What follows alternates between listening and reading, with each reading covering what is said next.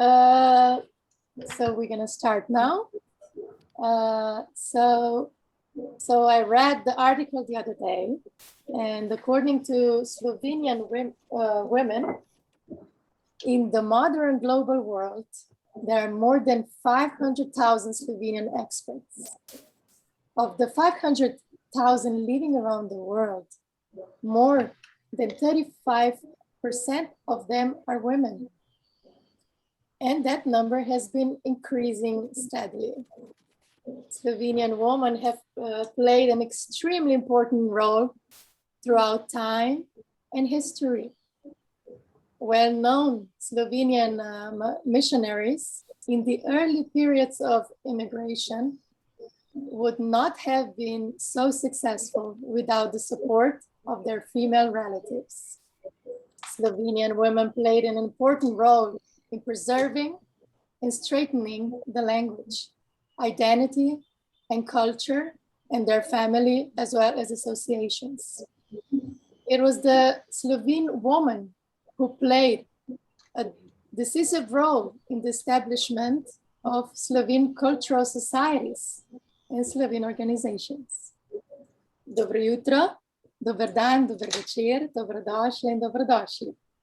Dear Her Excellency, speakers, participants, and all other guests, warm greetings to you all and nice welcome to our first, but not least, virtual meeting of Slovenian business women around the globe. I'm really looking forward for this today. Mateja Perovšek is my name. I'm the new executive manager of Slovenian Global Business Network, and I will be your host for the next 2 hours or so. This event, organized by Slovenian Global Business Network together with Government's Office for Slovenians Abroad and Slovenian Chamber of Commerce in Brazil.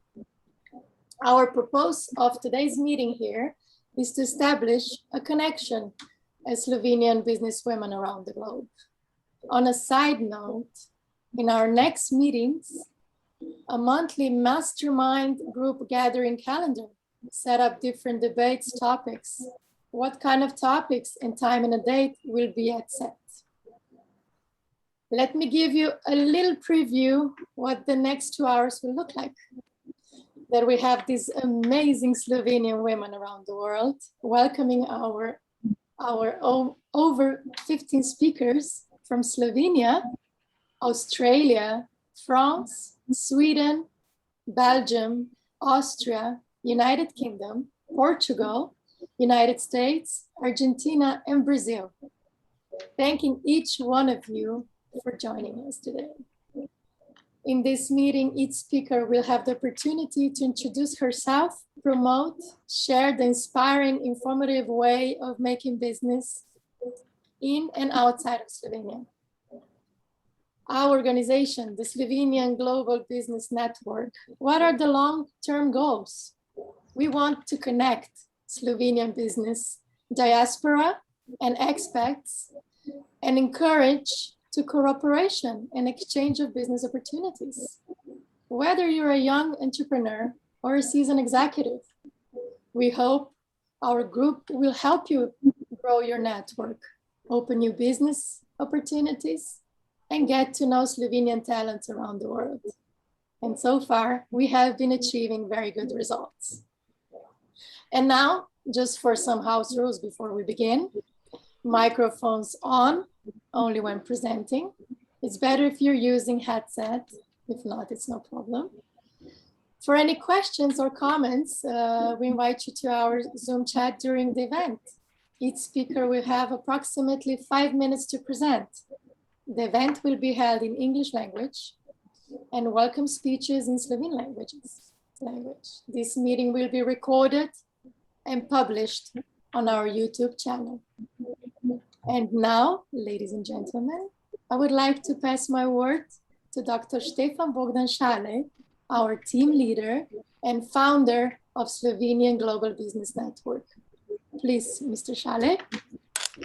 Najlepša hvala, spoštovana gospa ministrica, spoštovane dame, spoštovana gospa Mateja, naša izvršna direktorica in pobudnica ter voditeljica tega srečanja. Najprej vse lepo pozdravljene in najprej čestitke k Mednarodnemu dnevu žena. Jaz sem še posebno vesel danes, ker se je pred 2 dnevoma rodila moja druga vnukinja v Santa Monica, Kalifornija. Tako da imam zdaj 2 vnukinje in hčerko, ki je tudi sicer raziskovalka na univerzi UCLA, ampak tudi ima svoj startup za prehrano nosečnic, poseben režim in tako naprej, ampak te 3 se še niso udeležili tega srečanja. Upam, da se bodo v bodočnosti udeležile. Junaška in ta naša najmlajša Mika je hčerka poslala, pravi, je prava Štajerka. Tako da že v 2 dneh. Posebej še pozdravljam gospo ministrico dr. Jakličevo, katero delavnost, predanost in vztrajnost pri delu za Slovence in Slovenke po svetu so primer, ki ga vsi posnemamo in občudujemo. Najlepša hvala, gospa ministrica, za vašo prisotnost. V slovenski globalni povezavi spoštujemo delo slovenskih poslovnic po svetu. Vsa podjetja, to je tudi v našem začetnemu uvodnemu delu, oziroma kjer smo že tudi na vsega začetka poudarjali, da povezujemo poslovneže in poslovnice, tudi na predlog naše kolegice dr. Špiljak, ki je tukaj danes v San Paulu, sicer živi, pisateljica, ki sicer živi v Belgiji. Vsa podjetja, ki imajo prisotnost Slovenk in tam, kjer so aktivno sodelovali in sodelujo, predvsem v upravljanju financ, so bile ne samo finančni rezultati po naših raziskavah odlični, ampak so podjetja tudi uspešno nadaljevala pot v razvoj, širjenje in bila predvsem družbeno odgovorna do svojih partnerjev, uslužbencev in vseh stakeholderjev. Making long story short, podjetja z aktivno udeležbo Slovenk ali podjetja Slovenk žena so nemalokrat uspešnejša. Mi se bomo z vami borili za razširitev vaših poslovnih stikov, učinkovitev vaših poslovnih podvigov in za enakopravnost. Ko govorimo o enakopravnosti, se spominjam te dni, ko so ob dnevu žena na veliko razširili, kaj je rekel Einstein. Einstein je dal lepe besede o ženah, ampak tukaj v Braziliji, kjer smo danes tudi zaprti zaradi covida, je veliko gibanje, da se prizna dr. Milevi, njegovi prvi ženi, vsa zasluge, ki jih je imel dr. Einstein pri svojih raziskavah, po 120 letih. In to je realnost življenja, na žalost. Mi moški veliko govorimo, ko imamo pa ženske zraven, in ki nam pomagajo, da gremo pa naprej, odkrito povedano, pa ne vemo, če smo zmeri jasni, kratki in dovolj pošteni, da priznamo to. In ta zgodovinski del, kako so širili po omrežjih, kaj je Einstein rekel, kaj pa gospa dr. Mileva, drugače Srbkinja, po rodu naredila, to so pa popolnoma v življenju pozabili. Mi se bomo z vami borili za vaše poslovne stike, učinkovito vaših poslovnih podvikov in, kot sem rekel, za enakopravnost še enkrat. Prvemu temu srečanju želim uspešno delo, ampak day after, kot je Mateja podala, z skupnimi močmi bomo uspešnejši in predvsem želim, da bomo srečnejši. Ni dovolj, da smo uspešni samo, da poslovno uspešni, da smo denarno uspešni, ampak da tudi srečujemo vse nas in da smo tudi mi v našem okolju, ker delamo srečne. In v teh časih tudi in predvsem vam želim, da boste zdravi in vaše družine. Gospa ministrica, še enkrat najlepša hvala za vašo prisotnost in pomoč, za vašo podporo našemu gibanju oziroma naši zvezi, kateri od prvega trenutka ste pokazala. Vsem pa jaz tudi že naprej želim vesele velikonočne praznike, ki se najbrž do takrat ne bomo srečali. Stara slovenska navada je ne samo, da jemo pa da pijemo, ampak da delamo pirhe in tudi v naši skupnosti Hak Pesah Sameja. Najlepša hvala in veliko uspeha. Jaz se bom malo potem izključil, ker mislim, da ni zelo fair, da se jaz tle priključujem, ker se lahko še pol oglasim ob nepravem trenutku. Še enkrat, veliko uspeha, najlepša hvala in se srečujemo še velikokrat, imamo še veliko dela pred seboj in predvsem veliko zdravja. Hvala lepa, prosim. Thank you, Mr. Shale. And now I would like to invite our Excellency, Minister Elena Jaklič. Please, the word is yours. Najlepša hvala za besedo. Vedno, kadar sva v stiku z gospodom Šalejem, mi je nerodno v vseh lepih besedah, ki jih izreče glede mojega dela, ampak upam, to mi je še večja odgovornost za to, da tudi v naslednjem svojem obdobju mandata res potrudim se, da maksimalno upravičim vsaj malo njegova pričakovanja in tudi njegov pogled. Tako da, spoštovani gospod Šalej, res najprej prisrčen pozdrav vam, potem seveda tudi gostiteljici, gospe Mateji Perovšek in pa tudi drugim organizatorjem današnjega dogodka. Posebej pa pozdrav seveda vam, spoštovane udeleženke današnjega spletenega srečanja slovenske poslovnice vsega sveta. Dovolite mi, da se takoj na začetku iskreno zahvalim snovalcem konference za samo misel in pa nadvse primerno časovno umestitev dogodka. Kot je že omenil gospod Šalej. Srečujemo se namreč nekaj dni po svetovnem dnevu žena 8. marcu, slaba 2 tedna pred materinskim dnem, ki ga v Sloveniji praznujemo 25. marca in pa v času mednarodnega tedna žena. Naš urad Vlade Republike Slovenije za Slovence v zamejstvu in po svetu podpira načrte slovenske globalne poslovne povezave, ki si resnično prizadeva za povezovanje podjetnikov, poslovnežev slovenskega rodu in poslovnic, kot vidimo ravno na današnjem srečanju. Čeprav raztreseni po vsej zemeljski obli, smo namreč vsi del istega narodnega telesa. Tako kot taki lahko stike z matično domovino negujemo na številne načine, med katerima ima lahko poslovno sodelovanje tudi čisto opremeljivo razsežnost in združuje namreč tako osebni interes, obenem pa omogoča internacionalizacijo slovenskega gospodarstva in vse pobude, ki prihajajo prav z področja gospodarstva, sama še toliko bolj podpiram, ker se mi zdijo v tem globalnem svetu tako zelo pomembne in nujne. Verjetno ni potrebno posebej poudarjati, da mora podjetnica za svoj uspeh marsikdaj uporabiti precej več energije in poguma kot moški, saj so okolja, v katerih v nekaterih državah oziroma v kulturah do žensk mogoče manj prijazna. A ženske smo že zaradi naravne danosti vajene vzdržljivosti in kot pravijo, in ta rek je meni resnično zelo blizu in sem ga opazovala vse svoje dni, študijske dni, namreč napis je bil naveden tudi na stavbi filozofske fakultete in sicer kar ne ubija, krepi. Zato velja, da je ženska v poslu uspešna in če je uspešna, pomeni, da je res uspešna. Takih je med Slovenkami doma in po svetu čedalje več, česar sem zelo vesela. Spoštovane udeleženke današnjega srečanja, želim vam, da bi ostale še naprej pogumne in čedalje bolj uspešne, obenem pa tudi zveste slovenskemu jeziku in kulturi. Oboje se je in se bo namreč vedno naprej prenašalo prav prek ravn in prek žensk. Hvala vam in vsem želim resnično uspešen in tudi zelo prijeten dogodek, ki naj bo le uvod v naša naslednja srečevanja. Allow me to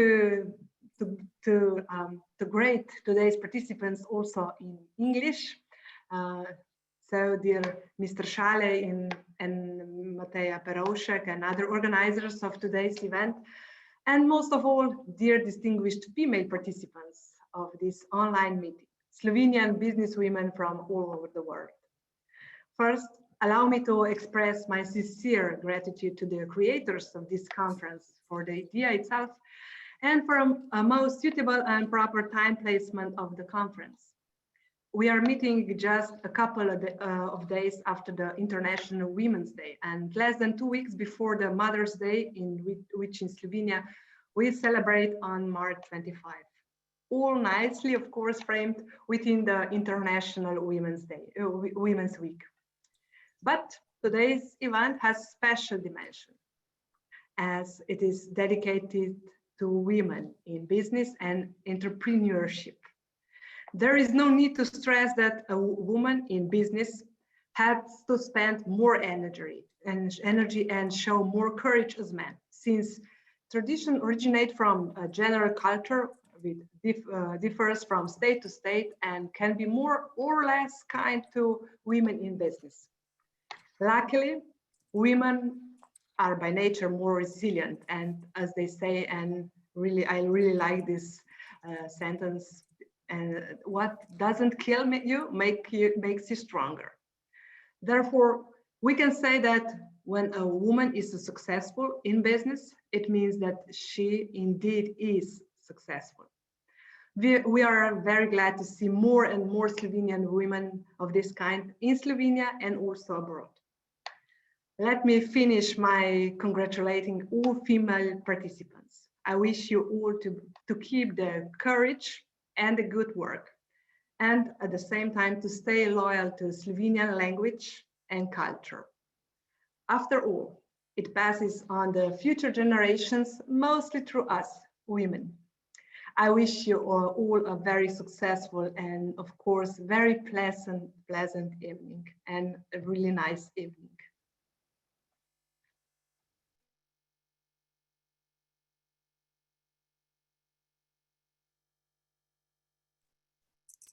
Najlepša hvala, Vaša ekscelencija, za vaš čas in za tale zelo navdušujoč nagovor. Thank you, Your Excellency, for your time introductory speech. And once again, thank you, Mr. Shale. So now we start with our first speaker from Sydney, Australia. Thank you one more time for joining us in such an early hour. It's exactly 4:20 a.m. in the morning. So please welcome the member of the board of the Slovenian Australian Chamber of Commerce, Ms. Mateja Slobodnik, please. Thank you, Mateja, for the introduction. Dr. Shale for the opportunity to speak today, and Her Excellency for attending as well. Okay, so firstly, I would like to thank the organisers for putting together such an interesting line of speakers again today, which I'm sure we're all looking forward to hearing from. Sem sicer rojena Slovenka, danes bom v angleščini se pridružila pogovoru. I am an Australian-based professional with developed knowledge of the Australian business environment as it relates to Slovenian businesses looking to access the Australian market, as well as Australian-based businesses looking to expand to the Slovenian market and other related areas within the EU. My knowledge comes from primarily the foundation of the functions of the Secretary at the Slovenian Chamber of Commerce here in Australia, where I've been helping with inbound and outbound inquiries for over 5 years now. Some knowledge comes from my role as a former Secretary of the Slovenian Australian Academic Association, and most currently with my current and past role at the embassy here in Slovenian embassy in Canberra. Now, in respect to today's topic, I wish to illustrate women's contribution to the Australian workforce. In Australia, women comprise 47% of all employed persons. This constitutes nearly 38% of all full-time employees are women, and 67% of those actually are part-time. So it's fair to say that Australia is moving well towards gender balance in the workforce overall. Now, on the topic of the business environment in Australia, from March 2020 to December last year, Australia felt a level of recession that was much due to the effects of COVID, and there was high government spending and tailored policies that allowed the businesses to get through this tough period better than expected. Now the feeling is that businesses know what to expect from the post-COVID business environment, and activity is picking up very much close to the pre-COVID times quite quickly. So the economy grew by a few percent in the last quarter, so the stats bear this out. Businesses are more active and looking for deals. And there's new flavors for new trade agreements as well within the business, within the government. So that's exciting. So moving on, the Slovenian businesses in Australia has also presented a high number of obstacles that are than do those foreign markets that are closer to Slovenia geographically, of course. And this being a leading reason why there is a lower number of Slovenian businesses present in the market still today. But there has been some increased activities within this new year, 2021, that we have seen at the chamber when comparing it to previous years with the first quarter of the year, which is exciting. Now, there's also the obstacle of around the double taxation, which holds most interested companies unable to properly engage with the Australian market. Current discussions for a successful double taxation agreement are underway and have progressed quite well. So that's also something to be looking forward to being hopefully placed on a bit of a more positive outcome within the next few years. So that should shift what I've said earlier about Slovenian businesses not being able to properly engage, so fingers crossed. Now, the Slovenian Australian Chamber notes around 40 companies are engaging their services and products through the membership here at the Chamber. And its database obviously is always interested to speak with new potential businesses that are Slovenian based or of Slovenian descent or connection in one way or the other, wanting to engage within the Australian market. Now, although the Chamber remains in its earlier stages, it holds extensive relationships with a number of key chambers and civil organisations in Australia, which are both Slovenian civil organisations as well as other European countries, such as the Swiss Chamber, the Italian Chamber, French, German, Austrian, and so on. So, which allows us for greater exposure and deeper connections across the network for our members in hope to also create greater opportunities for them. Now, the Chamber can also put members in touch with other relevant Slovenian civil organisations here in Australia. Currently, there are 17 Slovenian clubs and associations across Australia, with 8 of those located in Victoria and 4 in New South Wales. So I suppose one last thing that I'll mention is that in this post-pandemic environment, businesses here in Australia expect more from their service providers than ever before, and are prepared more than ever to shop around for professional service providers outside the norm of just going for those big firms to secure quality support and competitive prices. So it's a good time for small to medium sized enterprises to be engaging with the Australian market at the moment. Thank you very much, Ms. Mataja Slobodnik, for all this inspiring data. And I wish you a very pleasant weekend and hope to see you on our next gathering next month. Thank you. Thank you very much. Some more information. Time. I'm looking forward to seeing the recording too. So I hope everybody has a lovely day. Nasvidenje, lep vikend vam želim. Ciao, ciao. So now we go to the second speaker. It's the Consul of Slovenia in France, Dr. Tatjana Dumas-Rodica. Hello. Hello, can you hear me? Yes, we can. Yes, welcome. Thank you very much for your invitation. I was very glad to participate again to this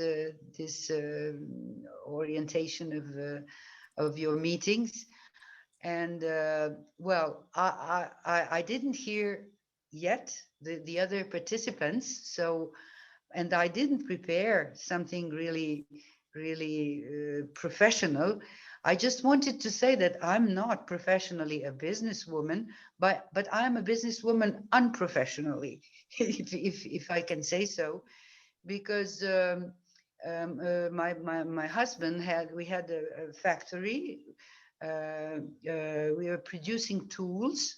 So as you know, the French are not very good at speaking other languages than the French. So I accompanied my husband all over the world, in fact, because he was not able to how to speak, to communicate. So I learned what the business is, as well as in selling or in buying, both sides. And in a way, I also became sort of a businesswoman, but not really. I don't have diplomas I mean, in this field. So what can I say? Yes. So I had, because of my husband, I had many connections and friendship with the leaders of the companies, different sizes, different specialities. So some and who I accompanied to develop the contacts and businesses in especially in Slovenia, even before our independency, and of course from that date on, it was even easier for me, and I was really glad if. So, but it was quite difficult, if I may say. I don't know what the other participants think. It was very difficult to work as a French. I mean, there was a sort of unconsidering of the French market at that time. I'm speaking about 30 years ago. Well, when Slovenia became independent, it was all the French, the Slovenians, the businessmen didn't consider the French market as a faithful one. I mean, as an important one, because and this is also true that. And I was also invited in many companies, in Chambre de Commerce, to have a conference explaining the mentality of the partners, because it was this unknowledge of how to enter in business meetings, in business efficiency. You have, first of all, know how to penetrate, how to get in. Well, it's not the same way doing business with a German or with the French or with Italian. I mean, there are different ways of seducing, I would say, on building confidence, in fact. And the French really had the quite black picture on this, because the Slovenians also said to me, well, they are, little bit self-considering and so on. But this is just the first step. I mean, it's a kind of so since I know what the French client is like, client or seller or buyer. So it's not this. it's not the same approach, you see. So if you cut this first impression, then you conquered it conquested how well you I would say you Concrete. yes concrete the business, and things have evolved, and more and more, yes, because I remember I accompanied one of the Benetton, French Benetton, Roger Zanier, with his plane, his personal plane. We were the first plane landing in Ljubljana's airport after the bombing, you know. So it was, but he wanted to delocalize he wanted to produce children's dresses in Slovenia, but with big budgets. But it was maybe too early. It was 30 years ago. It was maybe too early, but and Slovenia was not prepared yet to open the doors to the French investors. Well, I wanted to say that since things have evolved, and so I since 20 years, I also officially represent Slovenia in this region, the region Rhône-Alpes-Auvergne, and really one of our most important goals is the exchanging in the field of economy, trying to now things are easier, since Slovenians see differently our markets, French market, then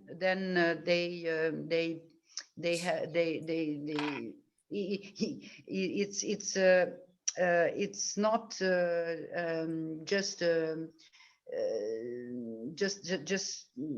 that the at the time I remember France was on the 4th place, considering the business exchanges, and now I think it's the same, but the first ones were Germans and Austrians, and but as I always said, if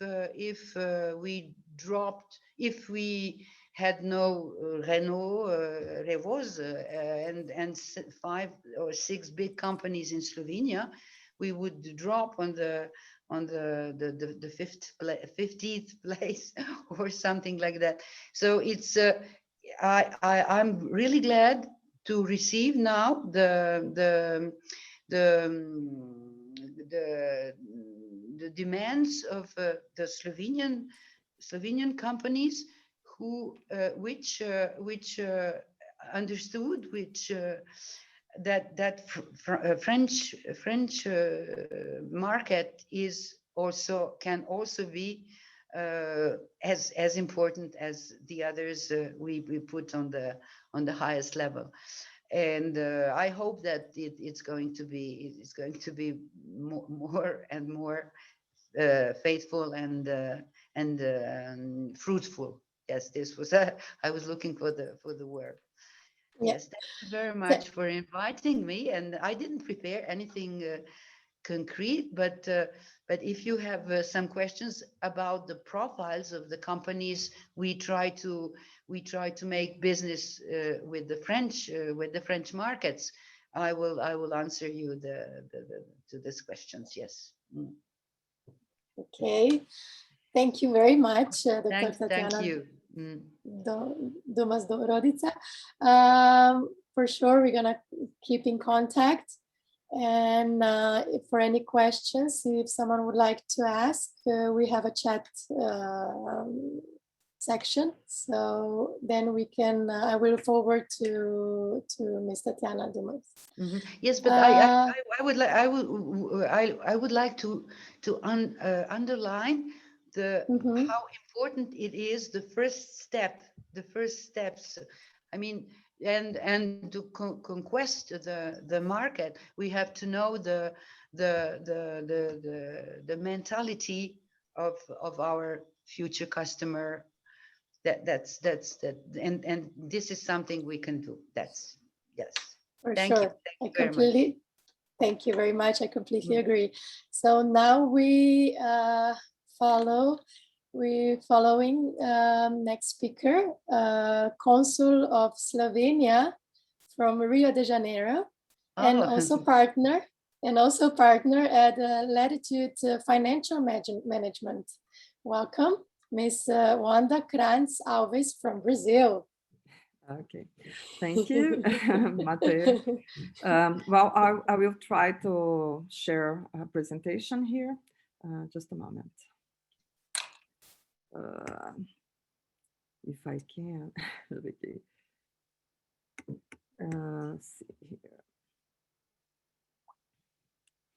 Okay.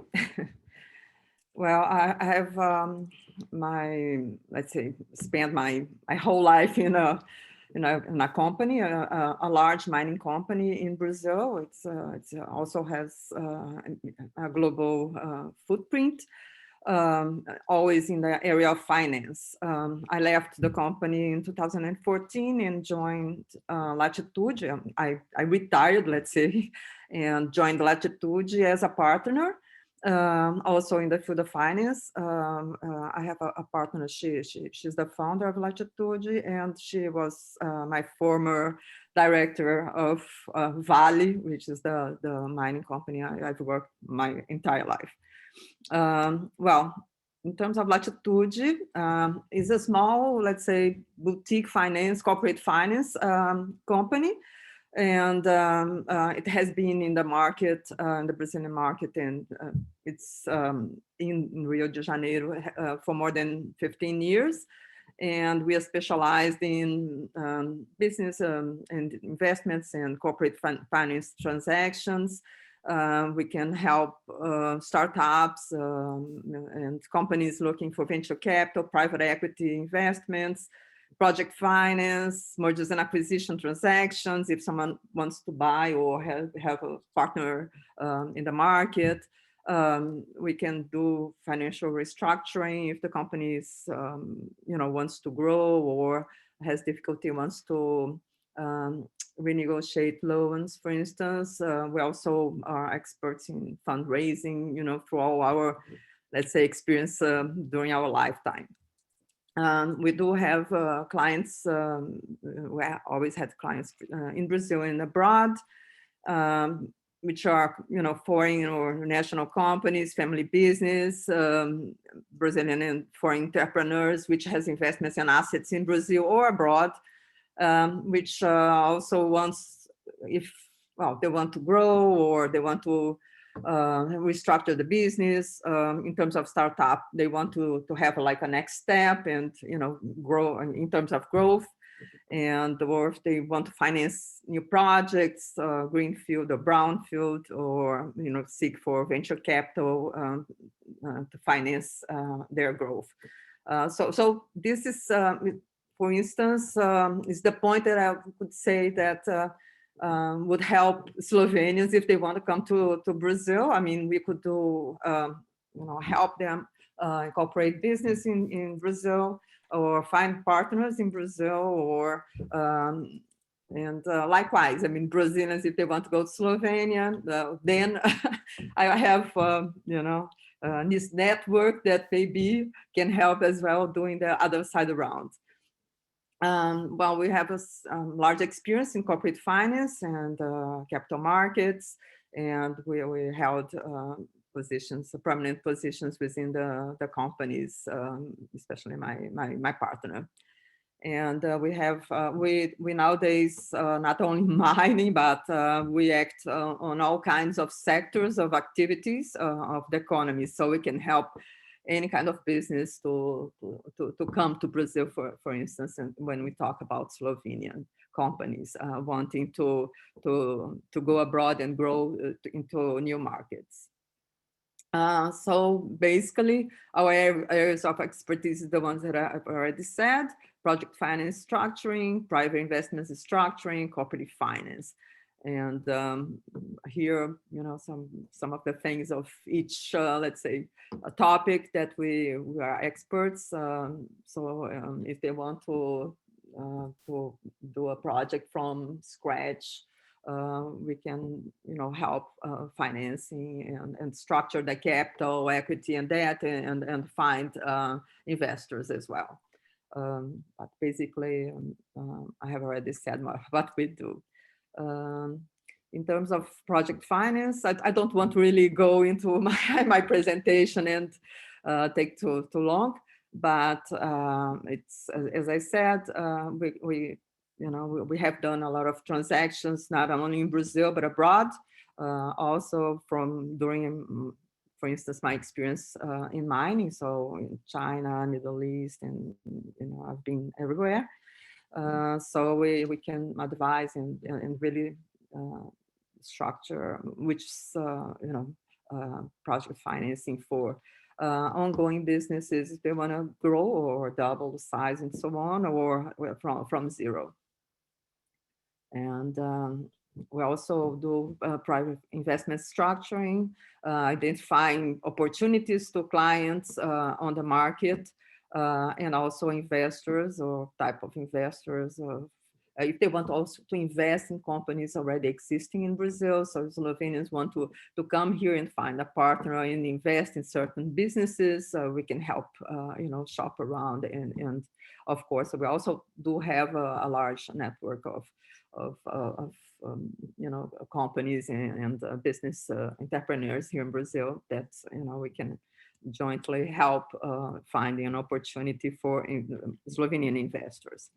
And we also, if they come and invest, we can also help monitoring those kind of investments and assist in any things in relation to the business growth and funding and whatever it needs.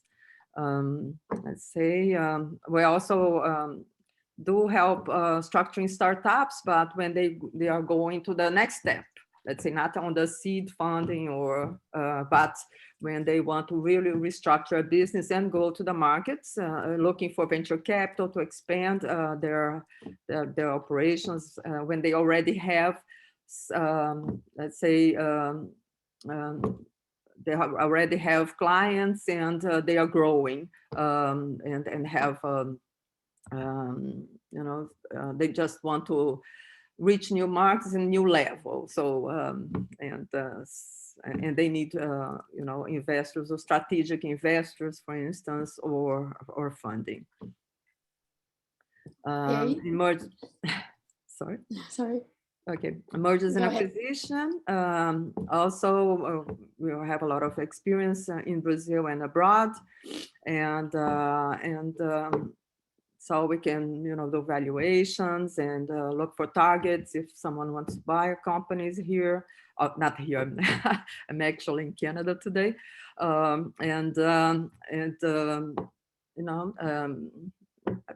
if we can coordinate those transactions. And I think, and the diligence process, execute, and so on. And also in the corporate financial restructuring, we can, help look to the corporate composition of equity and debt and advise on the best capital structure, and we can do spin-offs and mergers and help also on building the corporate governance of companies when needed, if they want to also refinance their loans and so on. And so this is also an expertise that we have. Fundraising, we've done all kinds of fundraising, especially in a large mining company that we had, large equity issues, even in New York Stock Exchange and so on, follow-ons, debt issuances, and we can also finance all kinds of loans from multilaterals or development banks and so on. So we have a lot of expertise on that as well. depending on the project. So we can help also bringing not only on the equity side, partners and investors, but also on the debt side, and have an optimum capital structure of the company. And those are just the selected transactions we did. So, and today we have, well, everyone is on the pandemic. Businesses are very, very slow in our, let's say, segment. Nowadays we have two ongoing projects, which is project finance structuring on the urban waste recycling plant. And it's foreign technology, and it's to do the selection of whatever you can recover from the waste dumps of the large cities like Rio, São Paulo, or really a huge project. And a law tech startup, which wants also to go to the next level, and they need funding to get more structured. And basically that's what we are doing now, and some small transactions. And as I said, I mean, this is my partner. She also she was in Vale for many years, and then she left the company, and she became the CEO of Union Bank of Switzerland in Brazil. And today she holds a lot of board memberships of many different companies in Brazil. She has a large experience on transactions, especially on Brazil. And I was, at Vale. My last position was CFO of Vale in Mozambique, where we had a very, very large project in metallurgical coal. So we had to, was a greenfield project, $8 billion, and we had to negotiate a lot of concessions on port rails and mines and so on. And so that's it. Thank you very much for the opportunity. If you have any questions. Okay. Thank you, Miss Wanda Krantz-Alves, for inspiring words and important data and your context. And I would really like to know how was life in Mozambique, but in other best time of my life. I really had. It was a lot. I mean, working in Africa continent, you fall in love. You fall in love with Africa. Can imagine. So now we go forward.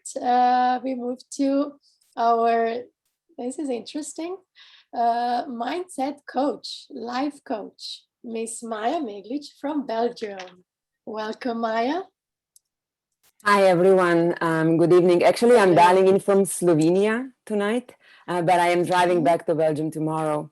It's really been a privilege to be surrounded by so many amazing and powerful women from around the world. I think it's honestly the first time that I have such an amazing audience on Zoom, but also in real. Usually, it's like mixed. I've been always an expat, and I haven't been in contact with so many Slovene women. I don't even recall, basically. What is that I do? I usually like to demonstrate, and I think it's also time for a little bit of action.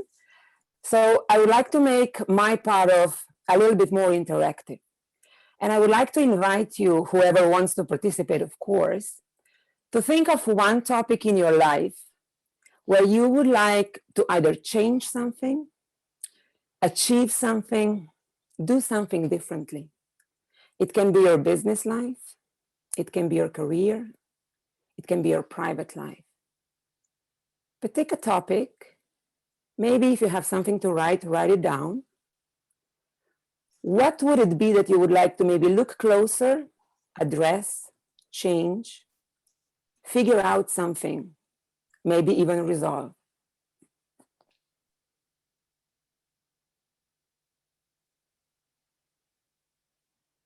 Done. Now, as the next question, I would like you to think, what would be your objective? You can call it a goal, you can call it an ideal situation, but something that you would like to move towards that is linked to that topic that you wrote down. And I invite you to write down that as well. Imagine yourself 6 months from today, 9 months from today. What would you like to resolve, achieve, get to? Now be a little bit more specific. Describe it a little bit better. Maybe add some numbers. Maybe add a feeling to that.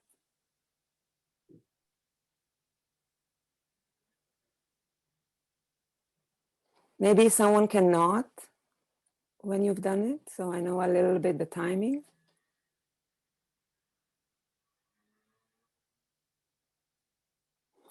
Now ask yourself, achieving that, what would that bring you? What would that bring you?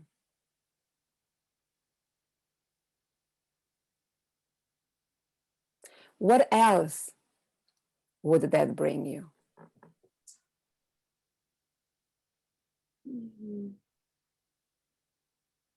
What else would that bring you? Feel free to add another line. You can keep on going. What else?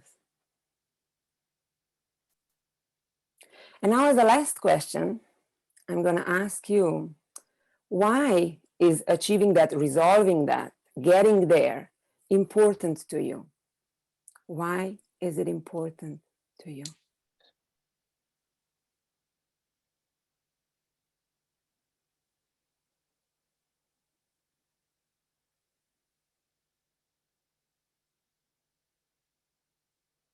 And as my last question, I'm going to ask you, if we take a scale from 1 to 10, 1 not really committed and 10 being very committed, how committed are you on a scale from 1 to 10 to make that happen?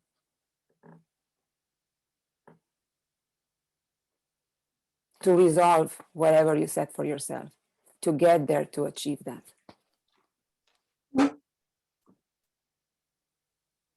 And I'll add another one. What is stopping you and what's standing on the way? What is stopping you and what is standing in the way? And money and time are not allowed as answers. So lack of time and lack of money are not allowed as answers to what's stopping you to get there.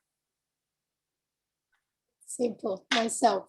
Okay, great. So, because the time is limited, unfortunately, this is basically what I do. I ask questions, tons of questions. And with the questions, I work with people and guide people to basically finally tackle that one thing that's been holding them back towards something that they've always wanted to do. I really believe it's never too late. I've been expert twice, now kind of more on a nomad. I live on paper in Belgium, but I was an expert in Belgium, in Austria first, in Vienna, and then in Belgium, in Brussels, and I always worked in a private sector. And my second expert experience in Belgium was really rough.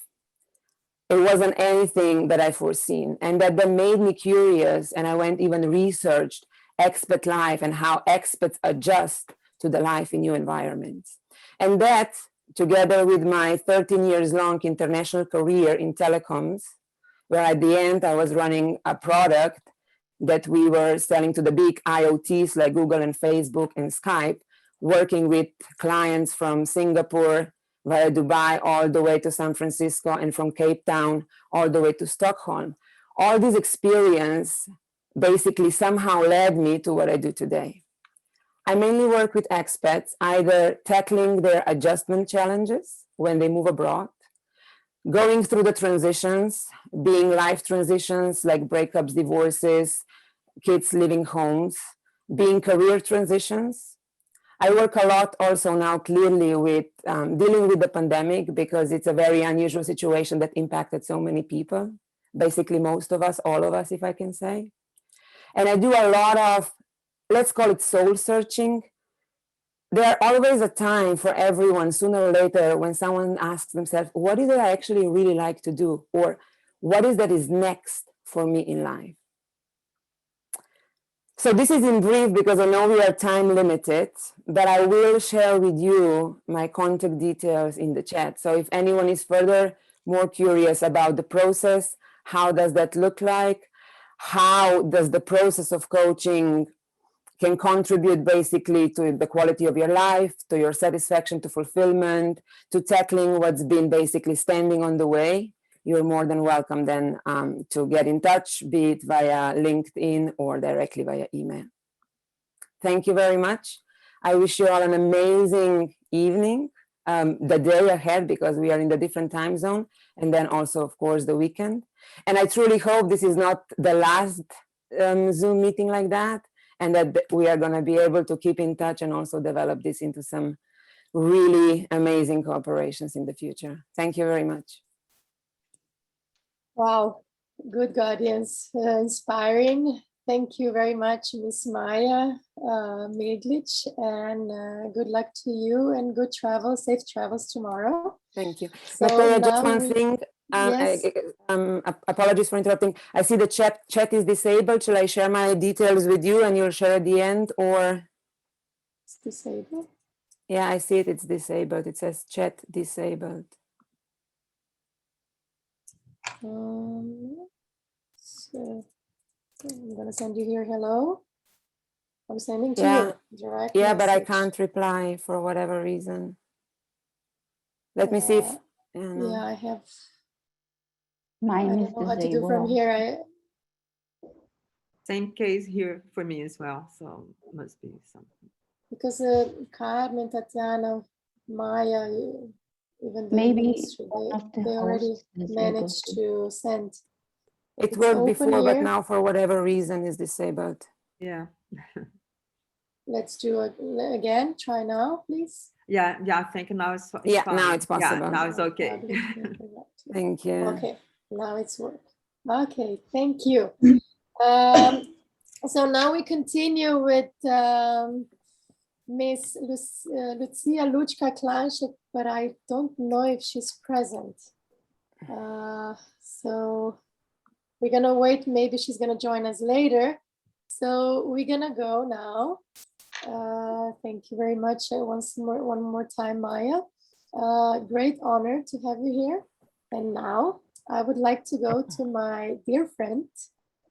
She's a head of office of Marian Simčić Wines from Brda, Miss Valeria Simčić from Slovenia. Welcome.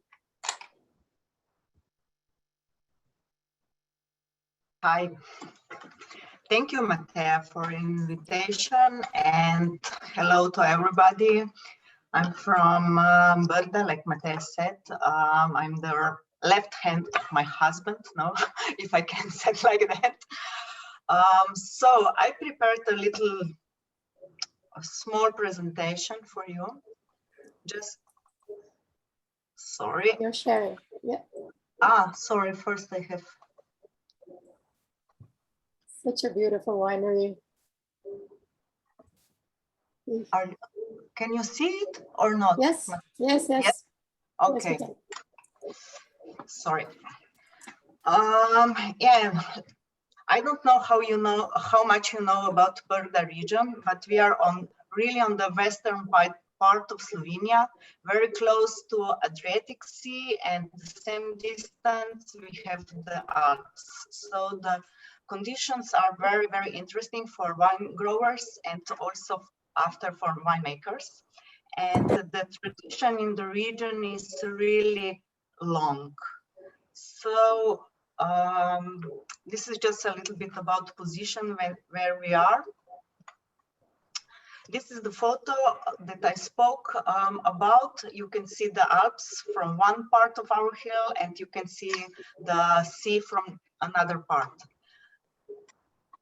This is also we can call Brda like home of Ribula or Ribolla Gialla, or just Ribolla.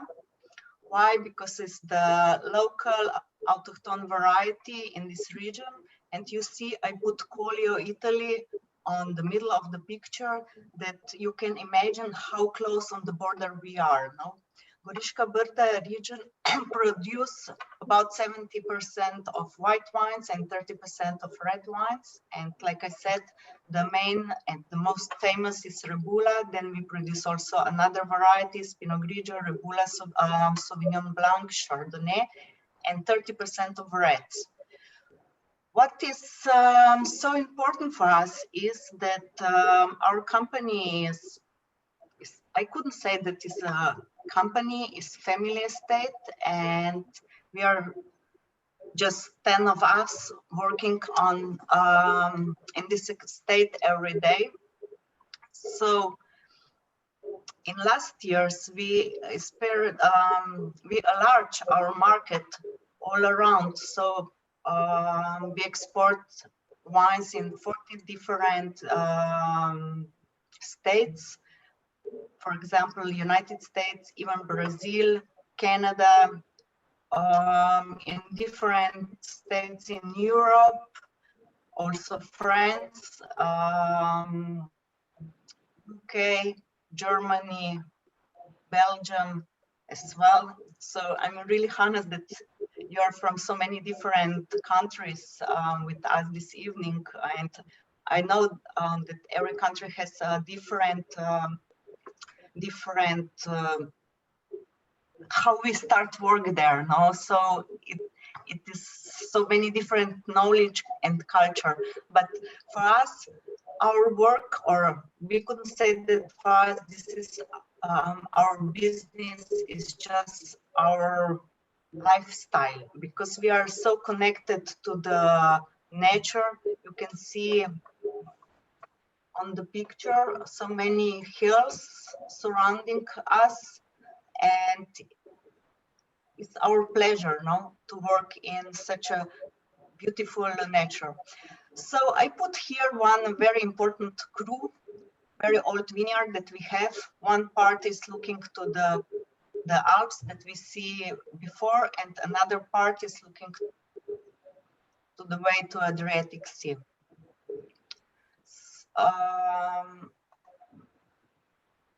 Okay, and why our wines are so different from other wines in the region maybe, and also in another regions, is our variety.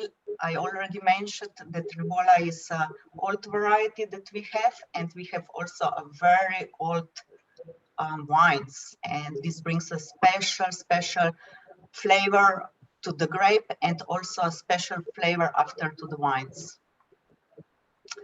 Yes, I know I have a little bit more photos because I want to show you that that our connection with nature is really close. We work, or we cooperate also with different faculty in Slovenia. We developed some different interesting ways how we produce our wines. In the beginning, we was very traditional, but now my husband starting a new project with different casks, also concrete eggs. You will see a little bit later. This is our winery looking to Italian part. And yes, like I said, we are very traditional with the old part of our cellar, but we have also these concrete eggs. What is very modern or a new way of in the wine industry, but we are not industry. We just use this cask because the maturation of the wine inside is much better and shorter than in other materials. You can see also the color of the beautiful Rebula grape, the wine after, because it's unfiltered and with a long skin contact. So everything from the grape we bring into the wine. And yes, we have also, the first you saw the concrete eggs, and we are very proud because they are Slovenian product, and we are also very proud on these wooden eggs because they are also Slovenian product. And Okay, now we are in this pandemic crisis, no, but otherwise our winery is always open for the guests, and we are a small ambassador of Slovenian new things in the wine business now, and this company expands the market because of our wines, and our wines are well present. Okay, this is the picture of my husband during the harvest time. You can see how we use all these casks. Those are our wines. We have 3 different range of wines. We call it Brda Classic because the Brda is our region. Then we have our single grape variety, but cru selection wines. And of course, the most proud is our Opoka range, is really the range that my husband started this story about the stones, about our important soil, and I helped him with the marketing. And after 12 years, I can say that you can find those wines all around in all different countries that we export our wines in high-level restaurants. And yes, what we are also very proud of is that Slovenia, or the small Medana village, very close to us, was on the old maps already. You can see in 16th century, and the first classification was made in this region in 18th century. So the tradition of the wine producing in the region is really long, and we are small ambassadors going outside from this region to present our wines, our region, and also always Slovenia. So you can, our winery is one of the most known in the region and also in Slovenia. So if you will find Slovenia on the wine list in the restaurants, maybe you will find also our wines. In last years, we got a lot of awards around the world, and yeah, we are not so in business, but we have a lot of connection with people, because in the end, or when we can, now we all enjoy in the restaurants and food pairing with the wines and so on. And of course, you are always welcome to our region to visit us. And if you have any question or something that you want to know, or to send to your friends to enjoy the region, the wines, you're always welcome.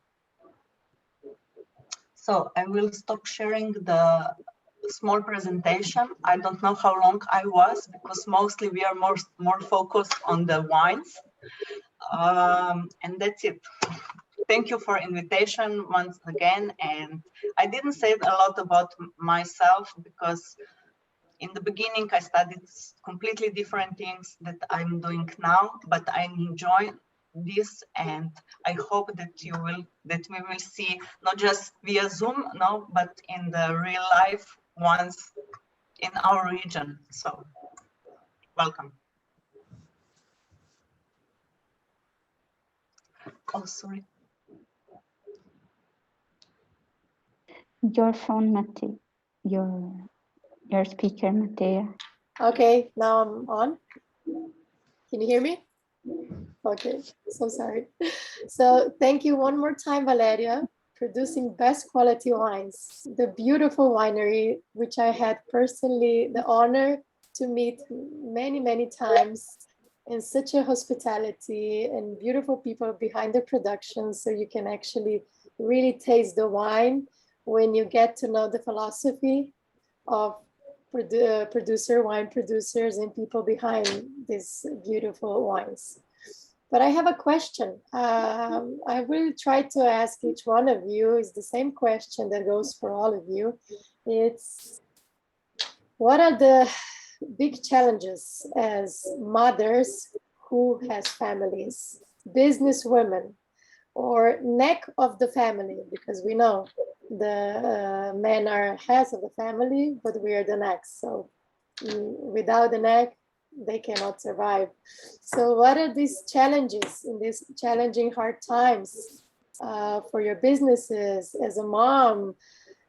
For instance, for example, like in my case, trying to cooperate with everything with my youngest daughter, with my young daughter, trying to participate, taking her to all the activities, trying to organize this amazing meeting with you people, trying to organize everything at home.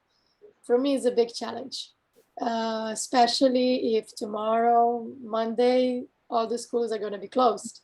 This is the worst thing that can happen for me, for example. So Valeria, could you just explain me or just give me some points, the challenges that you've been facing as a mother, as a boss, as a wine producer?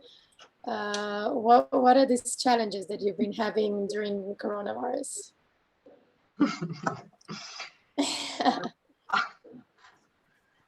We have one son and he's already 24.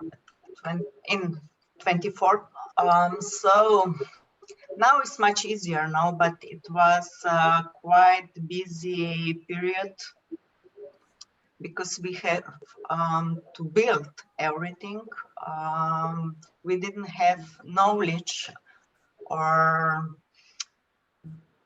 this traditional way how everything pass. For example, because we are family estate now, from my from that of my husband to my husband, and now to our son, is quite difficult now. But I think if it's the passion, love, and if you really have energy to do this, what you choose, everything is possible, no? A little bit less sleeping, maybe? The young generations are difficult to engage to family businesses, right? So thank you, Valeria. Yeah, exactly. So thank you, Valeria, one more time for participating today and sharing this beautiful presentation. And now our next speaker comes from Austria.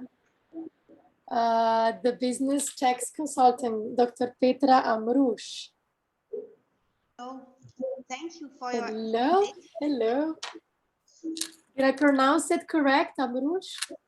Yes, it's true. Thank you also Dr. Schale and Matea Piroshek. I hope I also pronounce this correct. Yes, it's okay. So I've prepared the presentation. So I hope you can see it.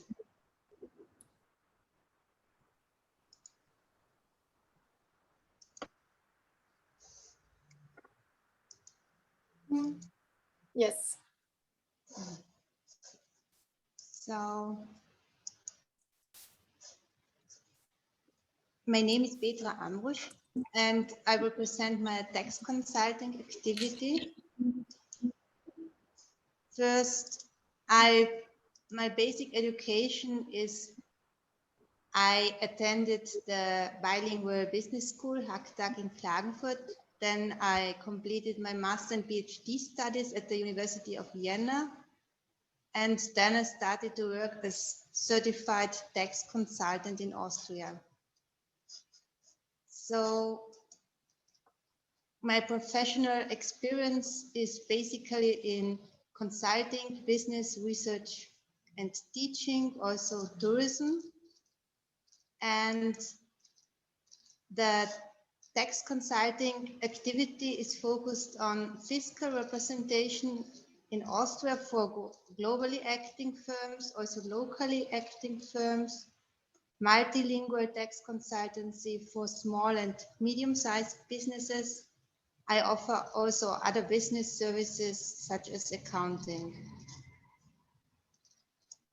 If you want to visit me, my headquarters is in Vienna and I'm also located in Klagenfurt. So thank you for your presentation. Yeah.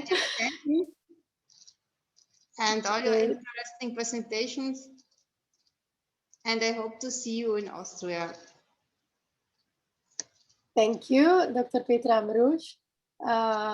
You live in a very beautiful place. Vienna is one of my favorite cities in Europe, next to Ljubljana. And also many great areas to ski. So in next opportunity, when I'm there, for sure I'm going to enter in contact. Thank you. Thank you very much, Petra. And now we move forward. And I would like to introduce you to my dear cousin. She's an associate lawyer at Gray Advokat Byrå. I tried to pronounce Swedish, but I'm not good at that. Please welcome Miss Anna Vrabic from Sweden.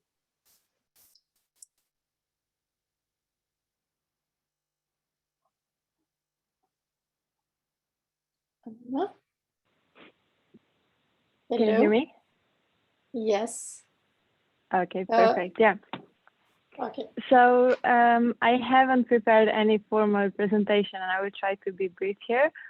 So I moved abroad in 2014 to Costa Rica with a desire to live in Latin Central America.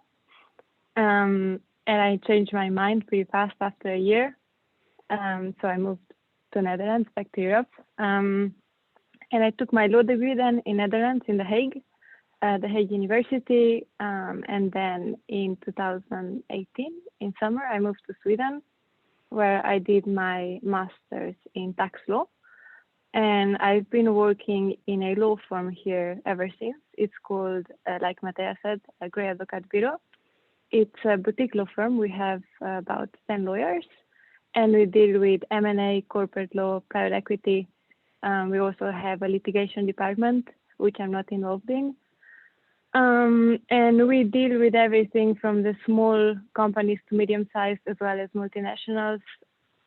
We have like foreign companies and people establish themselves in Sweden.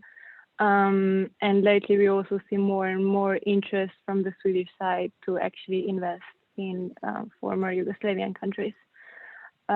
So yeah, I think there are a lot of opportunities here for foreigners to come and actually have their business here. And as you know, well, since we're talking about women today, Sweden is a pretty advanced country when it comes to equality, gender equality. So yeah, if anyone has any questions, I'm happy to answer them. Hi there, many thanks for your presentation. I studied in Sweden, so I have a question for you. Do you operate only in English or also in Swedish? So we have several languages that we cover in the law firm. I currently work mostly with English and Spanish, but also like more and more with Swedish. So even though it is comfortable at the beginning to speak in English and everyone does speak English, at the end they still prefer to have the communication in Swedish. So if you want to really be like integrated, it's almost mandatory to learn the language here. That's great. Good luck with Swedish. Thank you. Thank you. It's a really cool language to learn. It's a mixture of German and English. So if you're good at German, it will be easy to grasp the language. Exactly. Yeah. Okay. Hej då. Hej då. Hey. So I'm gonna go and say hey to my lovely friend Louise Green Griselli. She's also Swedish and she lives in Rio, and she's with us just listening to hello, just maybe to say in Swedish to greet my cousin Anna, another speaker. Hej Anna! Du hade en väldigt fin presentation. Tack så mycket. Tack själv. Vad bra du är här. Yeah, so nice to hear someone working in Sweden and also speaking Swedish. Very nice. Good luck. Thank you. Really nice to see you. This was only a test to see if my cousin learned good Swedish, and for sure you cannot lose your Slovene language. This is the most important part. So thank you, Anna, one more time. Thank you, Louise. And I would like to now introduce you to the president of UTIS Association, Miss Christy Hodak from United Kingdom. Welcome. Hello everyone. Really good to see so many women in one virtual room. And thank you, Matea and the Slovenian Global Business Network for the invite and putting us all together here. It's really, really inspiring and to see all of you and learn what you're doing. And I'm really hopeful that this is just a kickstart of a long-term relationship between inspiring Slovenian women abroad. I do really believe personally that women, we talk a lot about equality and so on, but I think if women don't connect more and support each other more, yeah, I think by that we become much stronger. So thank you for making us stronger today. So maybe I just say a few words about myself, what I do, and then I'm gonna talk a little bit about UTIS and how you can get engaged if you're interested. So I'm Primorka, I'm from Vipava Valley, so I could relate a lot to what Simona was presenting. I always bring Slovenian wine from Slovenia every time I go home. And this is also how lots of Slovenians gather together here in London. I often invite them to come and try different Slovenian wine, and I promote it big time. Wine and schnapps, of course. It's proper Slovenian, you know. So yeah, and I've been living in London for the last 6 years. Professionally, I'm a service designer and I currently work at McKinsey, McKinsey Digital. So that doesn't make me a business owner. However, I consider myself entrepreneurial. So instead, I establish new innovative startups within corporates through McKinsey. So that means everything from doing customer research, defining new value propositions, business models, visions for the new company, down to developing new digital products and services, and then also helping our clients recruit new digital talent from, you know, programmers, designers, data scientists, etc. So in the last 4 years, I have, together with, of course, our brilliant teams, established, let's say, 4.5 fast-scaling companies around the world. And I really love working in challenging environments, especially where women aren't excited. So, for example, I worked last year in construction, which was really interesting, as well as in the Middle East, where I worked for a company that didn't employ any women, and at the end we employed 10 women, 10 female experts. Lately, I also focus a lot on customer-centric innovation, especially in B2B space. And I'm trying to introduce ESG criteria, so environmental, social, and governance in every project I do, as I finally feel it's a topic we can finally talk openly about, rather than being considered too emotional and too value-led to discuss environment and social stuff in business. So I'm really glad that I slowly see this change happening. Maybe just another interesting fact, a few years ago, I worked on a strategy for UK government on accelerating female entrepreneurs in the UK, where I interviewed more than 80 women and realized even more how difficult it is for female entrepreneurs, especially thinking about, you know, all the investors being men and you know, there haven't been much support for women. So I started to appreciate even more female entrepreneurs, but also very positive now seeing there is, I think times are changing and there is more and more support for female entrepreneurs around the globe. So maybe now this is a little bit about me. If you're interested in similar things as I am, I'm very happy to connect on LinkedIn. I'm also going to share my email on the chat. But maybe just briefly, a few slides I want to share with you. Mattia, is that okay? I still have time on UTIS. Hopefully that's a yes. Yes, of course. I'm sorry. I just muted myself. Can you see my yes. screen? Yes, we do. Cool. Perfect.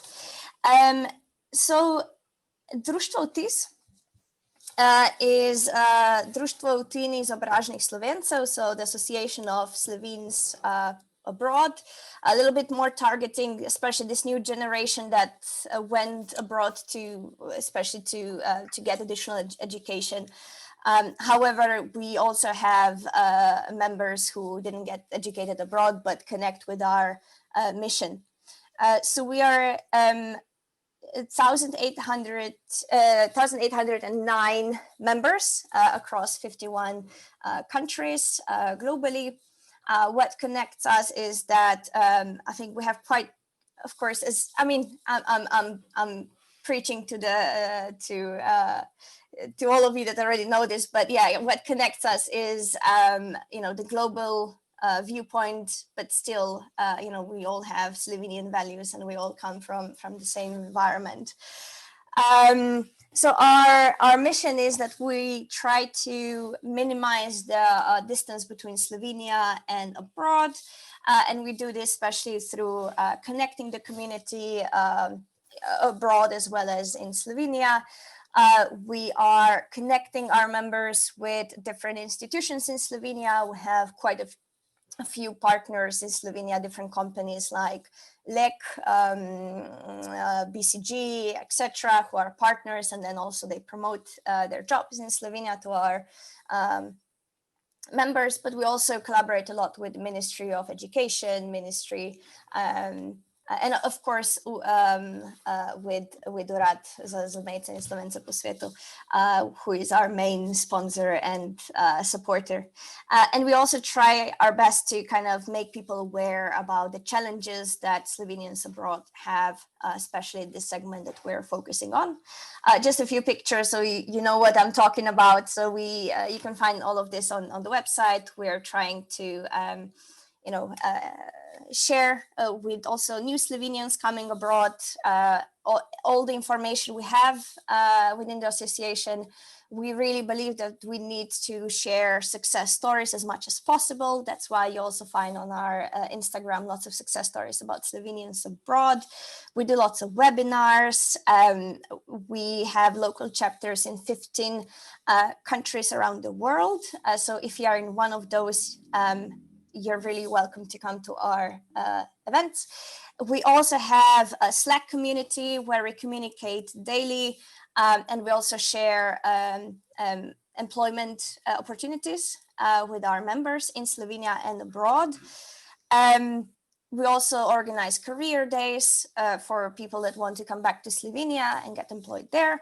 And then, of course, every year we also come to, like, the President Pahor also invite us every year to his palace, where actually the whole global community comes to one place in that one day. But most importantly, I guess for you, there are 4 things I want to emphasize. What you can get from our association. So first of all, it's just connections with other like-minded people around the world. We also now established a group, Utisovke Slovenke Utis, especially empowering more the female part of Utis. But also, again, we can connect you with many of our collaborators. Secondly, we are creating lots of research papers about the issues that Slovenes abroad have. This year, we're also doing Dobre prakse uspešnih zaposlovalcev, where we are collecting good practices of employers abroad and sharing that with Slovenian companies to educate.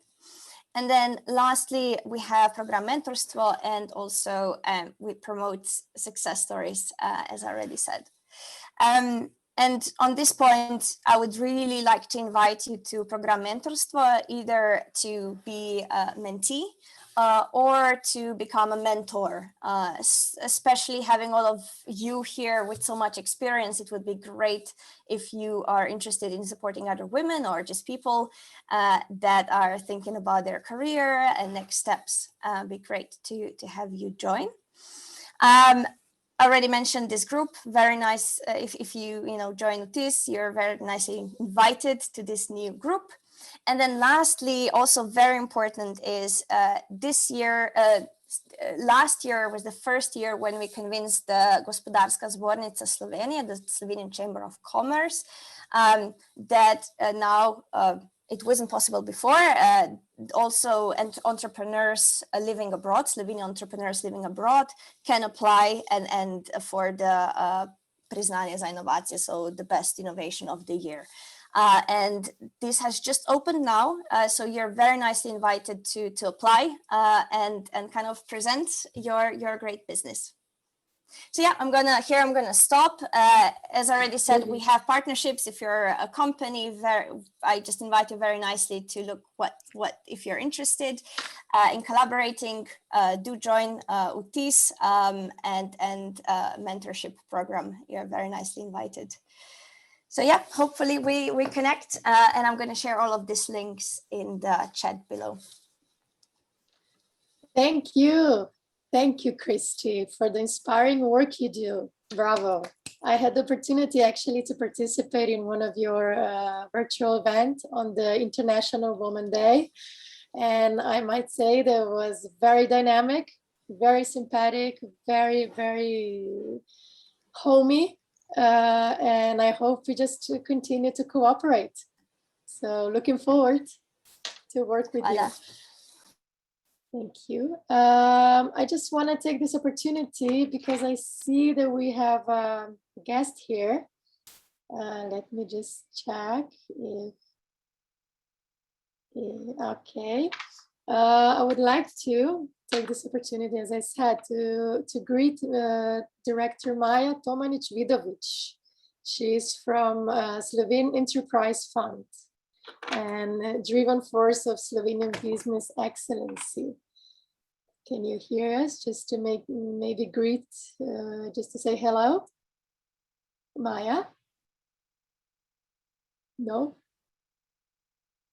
Okay, so we continue with the Brazilian woman living in Brazil, in Slovenia. So she's a director of Buria Chain Hotels, Miss Ana Carolina Černugel-Bračun from Slovenia. Hello. Hello. I'm sorry for saying other name. I'm so sorry. Apologize, Anna. Yeah, so many names. So, first of all, I would like to thank you for the opportunity of being here, for the invitation. Of course, would like to congratulate all these incredible women with fabulous stories, which we already heard and are still to hear. And I wish us all plenty of inspiration on our ways. As Matej already told you, my status is a little bit different because, let's say, originally, I'm not exactly a Slovene woman so abroad, even though my name keeps spelling differently, as you maybe noticed. So I was born and raised in Brazil. Nevertheless, my father, Martin Černugel, is a Slovene. Is Slovene, so of course I always had a connection with the country, but never thought I would end up living in Slovenia. This was a surprise.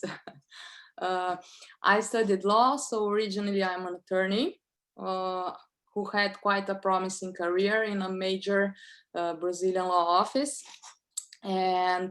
But I always had a passion for traveling, for the outdoors, for photography. So during a hiking trip to Patagonia, I decided to leave the law and follow my heart. So not a very easy decision, but I quit my fancy job at the law firm and then dedicated myself exclusively to photography for the next 10 years. It was quite a rough path, I have to say. Very much for my father, who was surprised with the decision, but it was very rewarding. And as life has its ways, I eventually found myself in Slovenia, where I worked quite a while with photography as well, got to know my roots, learned the language big time. And even though I never imagined, I even married a Slovene. So today we live in Ljubljana, we have a gorgeous son, Yuri, and we work together in the hospitality business.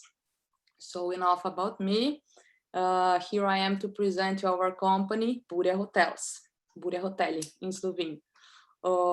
Soon will come a presentation, but a little bit more. So it started with me giving like too many opinions on my husband's business.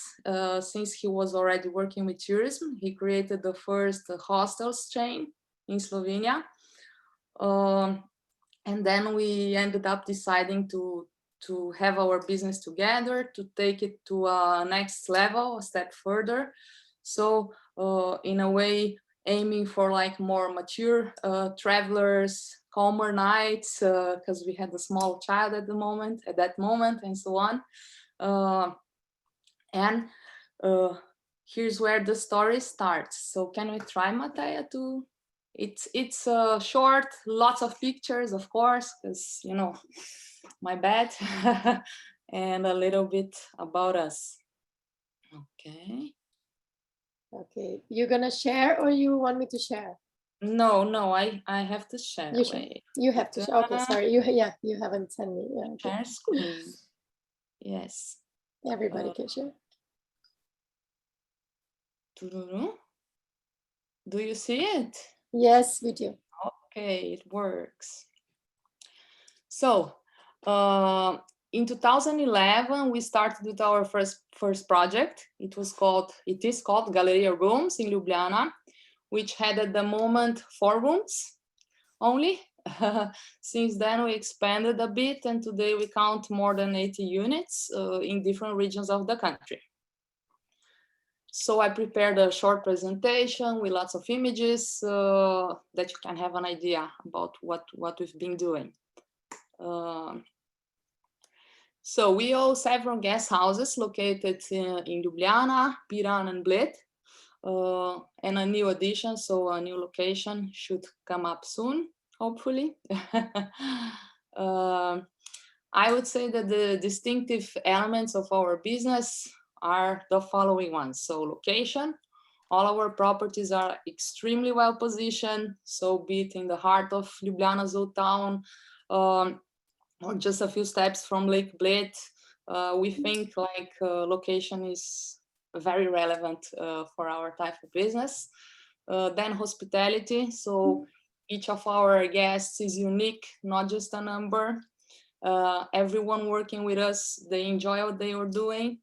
When we wish someone a beautiful day, we really mean it, and I think this makes all the difference. Respect, as we respect nature, history, tradition, we try to blend in when we come to a new place. So whenever we start a new project, we always have in mind the environment, the local context.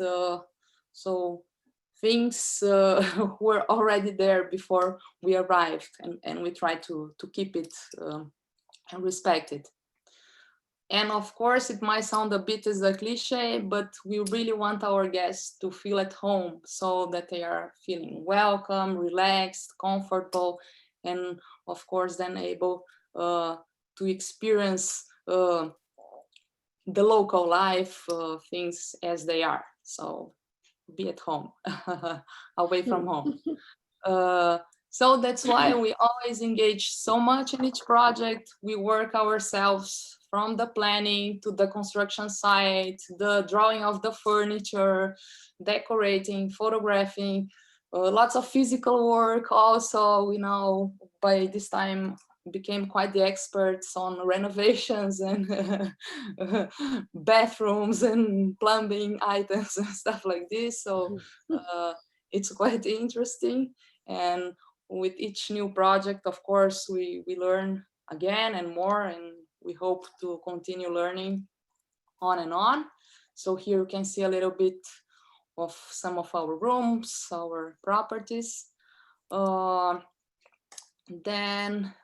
of course, beautiful environment, surroundings around us. I don't know how often you come to Slovenia, those who are not living here at the moment, but it's a tiny but very, very beautiful country, as we all know.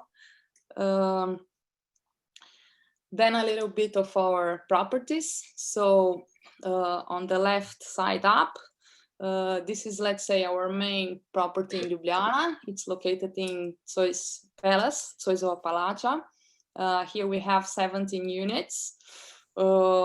It's a historical palace with a very interesting history, overlooking the castle by Ljubljanica River, so in the heart of Ljubljana's old town. By Brick Promenade is my preferred one. Very charming, where the Christmas markets happen, the antique market. So from the window of your room, you can check what's going around. And then below we have, these are two of our villas in Bled, Villa Lipa and Villa Alpina. So besides these properties, we also have other units in Ljubljana and also 2 houses in Piran. And of course, another part of our business is offering customized trips to our guests. So our clients are mainly couples who would like to see a bit more of Slovenia just than the average traveler. And we also organize full itineraries for people, so couples or small groups who would like to spend a longer time in Slovenia or even visit neighbor countries. So then from the classic attractions to more hidden corners of Slovenia, I would say we cover it all these years here. And I definitely like exploring, so we got to know quite some interesting things, also off the beaten path. And I think Slovenia has a lot to offer in terms of sightseeing, landscape, sports, gastronomy, wine, of course. And it's like a green hidden gem, as I say, Sloverje. So again, Lake Bohin, canyoning. We also have partnerships with quite some, let's say, professional agencies, which can take you from like canyoning, rafting, and ballooning, whatever. We like to say that the only limit to our trips is the customer's imagination. And finally, a little bit more about us and what we believe in. And of course, my contact. So to finalize, if anyone would like to come to Slovenia or know someone who would like to visit Slovenia, if you're searching for accommodation only or a tailored experience, I am definitely glad to help. And one more thing, I told we are aiming more like couples and smaller groups, but we also work, let's say our biggest partner at the moment is, stop sharing, okay. We have a huge company, is the biggest youth, let's say, travel agency, or so youth company in Belgium, Kazoo, and they take like 40,000 youngsters every year traveling around Europe.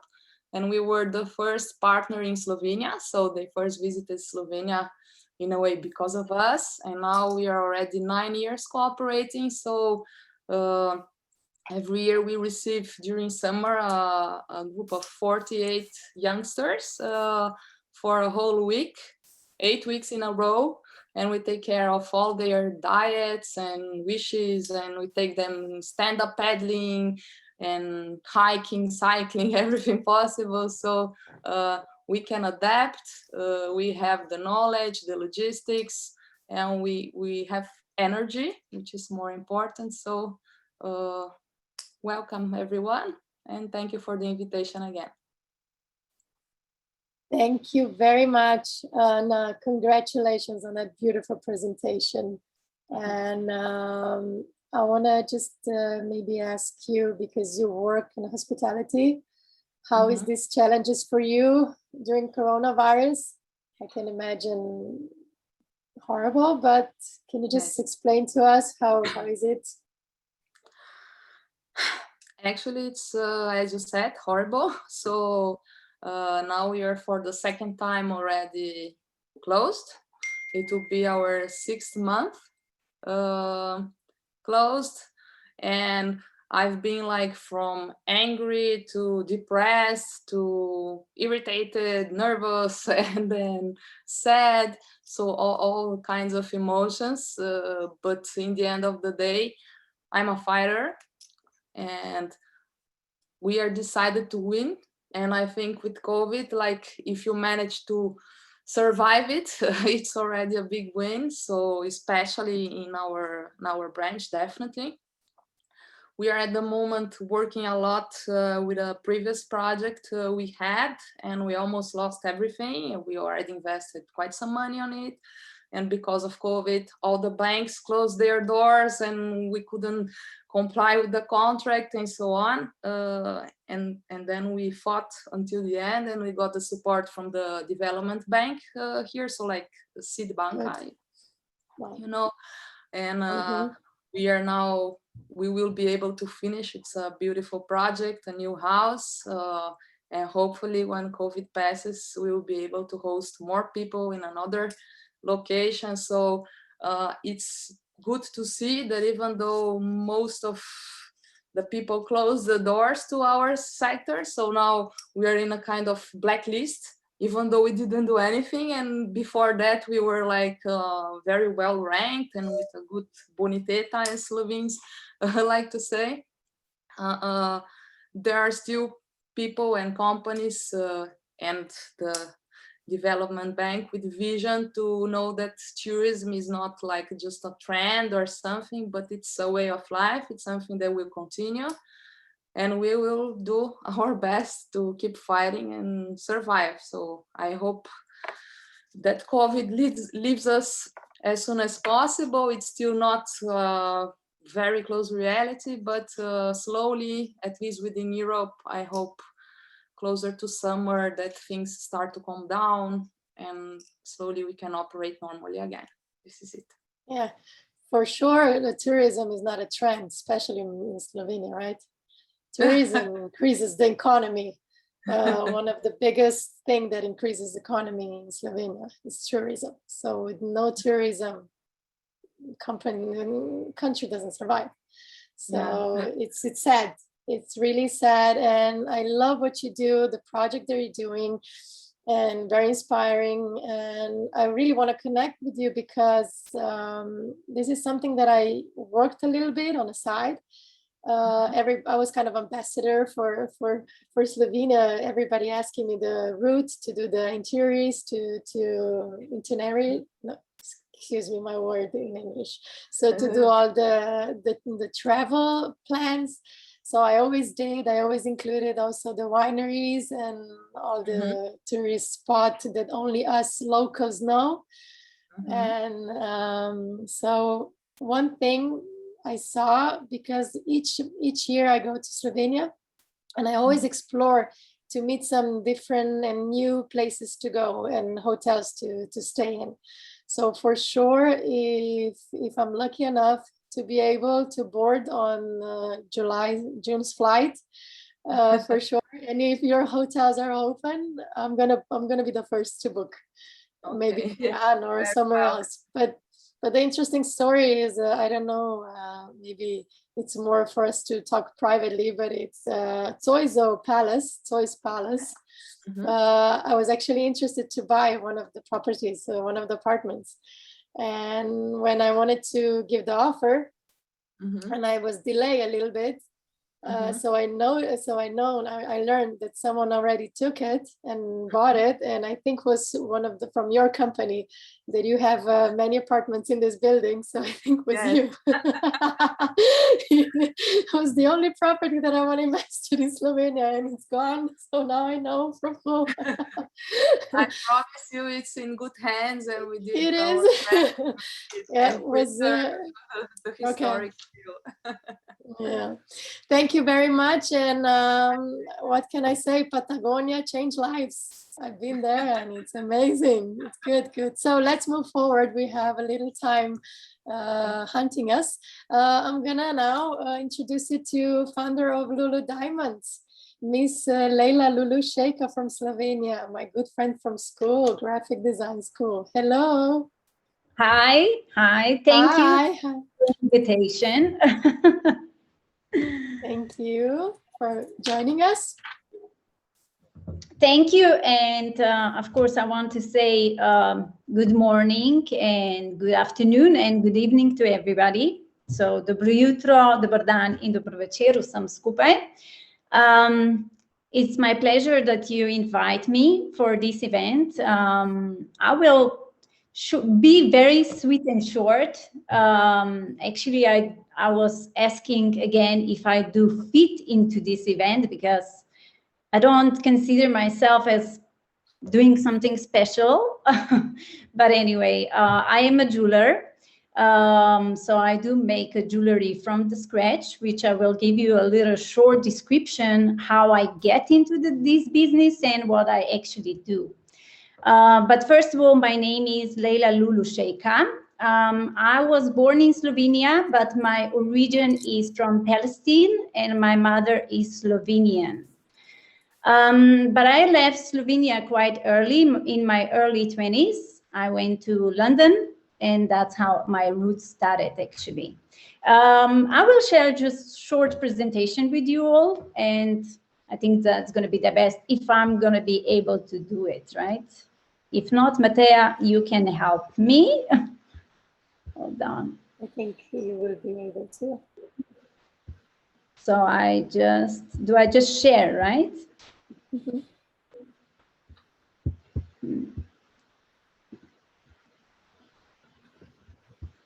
Oh, I don't know if I'm going to manage to do that. If not, I can help you. Maybe now. Is it share?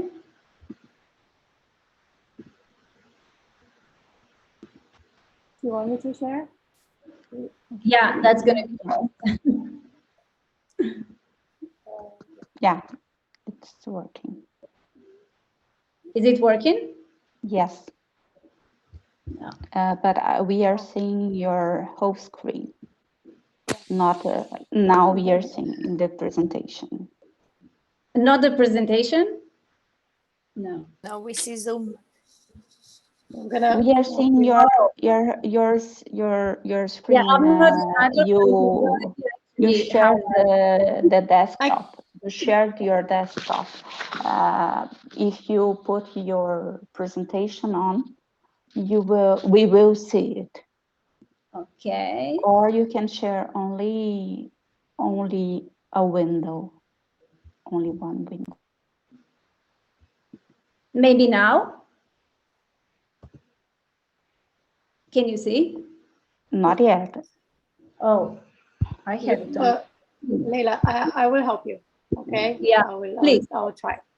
Okay. Yeah.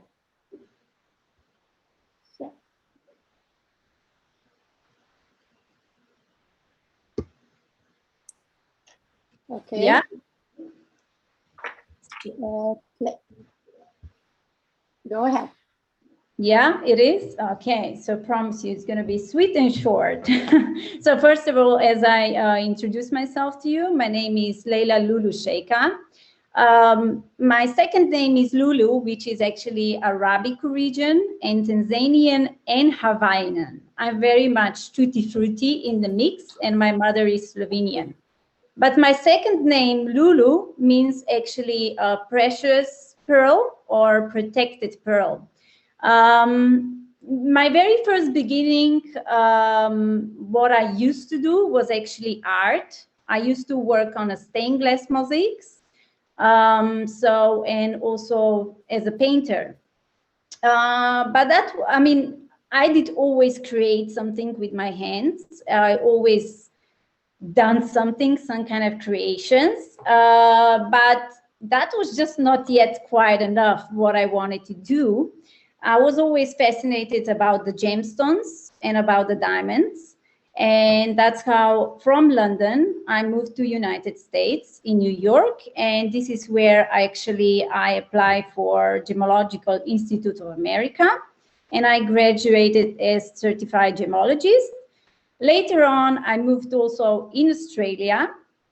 And from also going from United States to Australia, in the meantime, I was going also from cruise ship to cruise ship. Because on a cruise ships, I used to do the events such as trunk shows. Trunk show is the one that actually we used to bring a lot of gemstones, a lot of diamonds on board on the cruise ships around the world. And we were presenting our collection and we were designing for the clients. Later on, I started to cooperate with Australian opal cutters when I was based in Australia. And this is where I was commissioned to also design for Duchess of Cambridge, for Kate Middleton, the little brooch that you see on the screen with the South Sea pearl. And that was my very first beginning actually to start designing jewelry. Before I was just designing, but later in Sydney, I started to do the goldsmith and silversmith. So I started to learn, and I also making jewelry from the scratch. So I don't know if I'm going to be able to go forward. Yeah, this one here. So in Sydney, in Australia, with Australian opal cutters and with divers, I came across with goldsmith, and of course with this beautiful bench that you see right over there, which is a jeweler's bench. And this is where I started to learn everything, how to melt gold, how to basically, whatever I used to draw, how to put it into the jewelry. And basically whatever, for example, client want or whatever they dream about, it came to reality. So for example, jewelry became big part of my life because jewelry kind of brings a memory and emotions to your life. And of course, in general, gemstones became really, really big part of my life because it's never-ending study, actually. Gemology world is always undiscovered because the earth is very much so undiscovered. So it's a big subject. So later on, also, I started to design with Kalati from New York, which I still do cooperate with them. And I do design and I'm commissioned to do a lot of jewelry for the red carpets events. So in the meantime,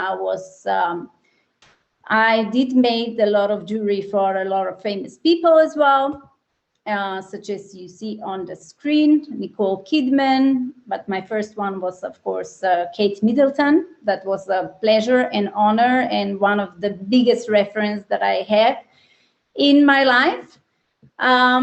And now I started to make my own collection. Before, I used to cooperate only for different companies, like Australian company and American company. But later, with American company Kalati, I created a Lulu Diamonds jewelry. So I create the whole silver collection and then also the customized pieces. So for example, whatever client wants. I do work, of course, globally, so from all over the world. Right now, I'm based in Slovenia, maybe not for long, because right now the cruise ships that I used to jump on for the past my 10 years now completely shut down and they stop. So right now the cruise ship stopped completely, and therefore I'm designing my jewelry from my basement and I'm sending them globally around the world, whoever orders something special and customized. So rather either silver, either gold, either platinum. I use all the metals, all the gemstones, all the diamonds, whatever actually the heart desire, that's what I make. So that's pretty much it. That's a little bit of part of my work. For example, here you can see I do put everything on the paper. Sometimes I do the manual sketches, and sometimes I do put them in AutoCAD, computers designing, because I used to do the graphics design school. So it was really good that actually I started, my study was actually graphic design, and later on, of course, from the art, I came into gemology. So that did help me quite a bit to be able to paint and design and to make sketches. So for example, whatever a person have a vision of something, it pass the vision to me, and then I put it on a paper. So I'm willing to do that. And not just from the paper, I put it into the jewelry then. So whatever person desire, that's what I do. So that's a little bit of myself and me. And thank you again for inviting me. And it's been a pleasure to listening to your stories and your achievement as well. Thank you. Thank you. So from the basement to the hands of the famous Hollywood stars. That's your jewelry. Very good, very good. So hopefully you can find some connections today with our guests and to cooperate with them. It was a pleasure. My pleasure. Thank you. So we have to quick move forward. We're gonna introduce our very good friend, founder and owner of Look SOS and Vice President of AICI Portugal, Miss Matea Kisovec Marques. Hello. Thank you, Matea, for the invitation. It's been an honor to present myself and my business to such a great amount of amazing Slovenian women. Some of them are very good friends of mine, so very good to see you again. First, let me tell you a little about my story. Well, I was living in Slovenia 21 years, and then I went to United States. I stayed there for 1 year in Los Angeles, where I met my husband, Brazilian. So we moved to Brazil, where I was living for 18 years. I was working mainly there with consulate and embassy. And then after a long time, and I follow my passion, which is fashion. And I make a career transition to image consulting. So after 2 years in Brazil, I'm 2 years here in Lisbon, working in that field. So let me share my screen with you.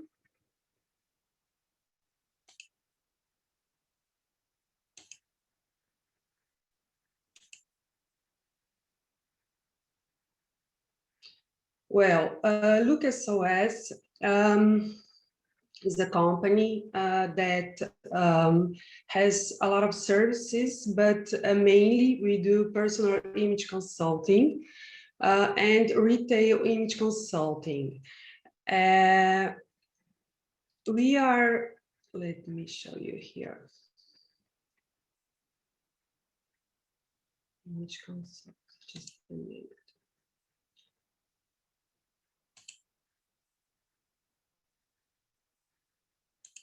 I will show you a video what an image consulting do, because a lot of people has doubts what is our job. So I will show you here a video from ICI. There is a video. Do you want to enhance your reputation and brand presence? Do you want to look your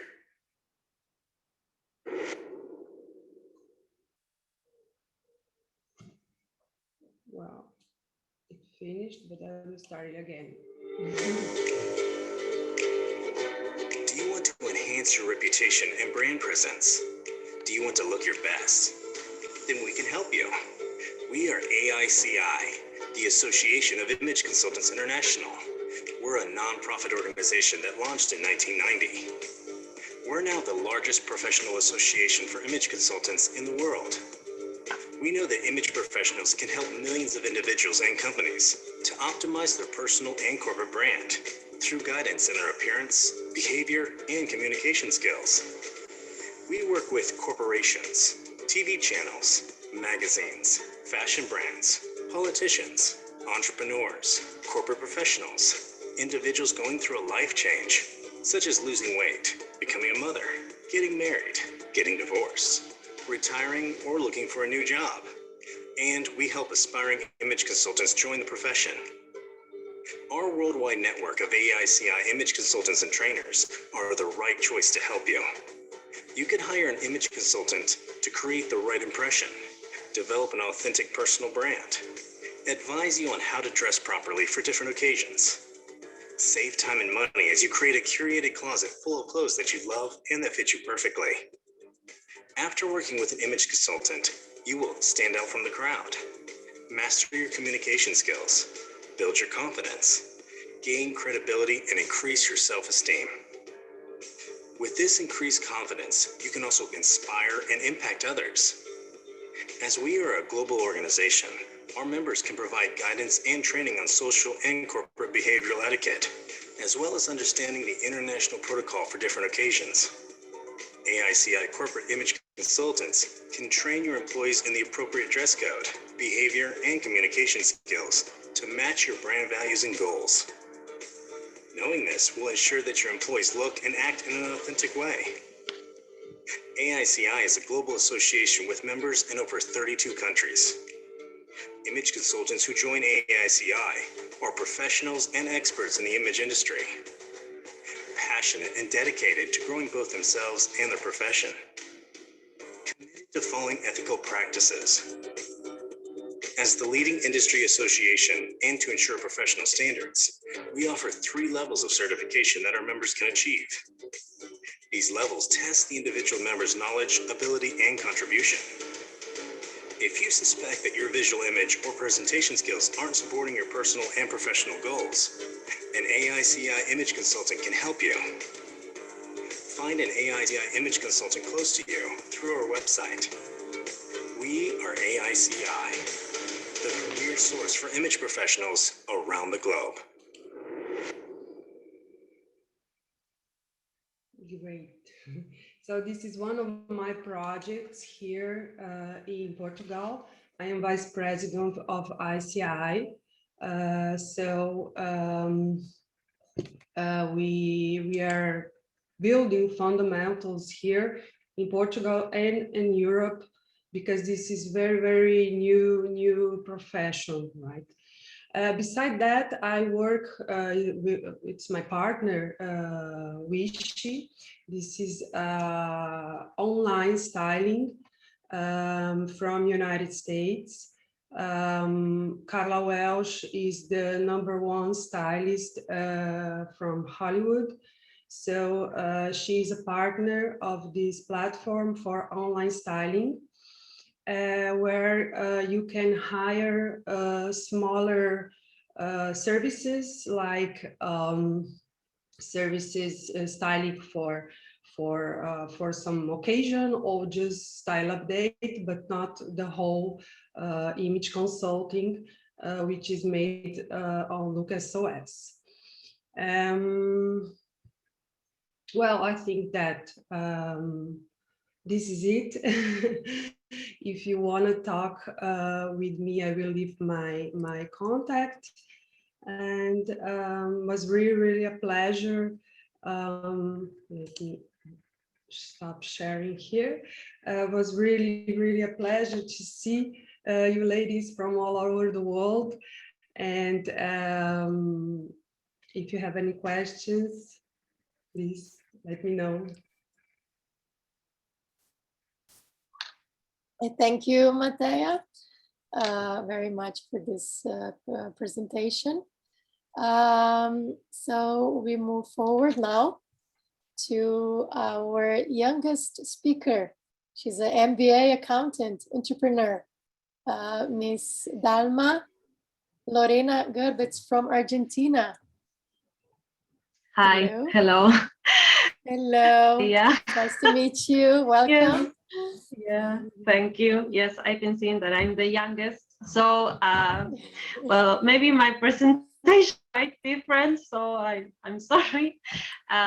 Also, maybe I don't have all the experience that all these women have. So for me, so my first experience in something like this, and I'm really happy to be here. So, well, sorry, I have maybe a bit of problem with the connection. I really hope it doesn't cut in the middle, but well, I have a presentation I will try to show you. I thought that it was better to put it in some images and tell you a bit of my story. So I think I can share it. Well, I think you are seeing it.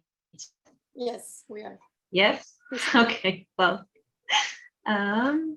okay, well, so, well, I'm Gerwitz. I am from Argentina, and well, I am a Slovenian descendant from my father and Italian from my mother. So a bit related with other women that had like this middle connection. So, well, just a bit of the story of my family. Like many others, my grandfather came from Slovenia. After the Second World War, he was born in the ex-Yugoslavia near Ilirska Bistrica. And when he came to Argentina, so these are some pictures. So he married my grandmother, who was also a Slovenian. And well, her family came here after the First World War. So they had this culture of work, dedication, and effort.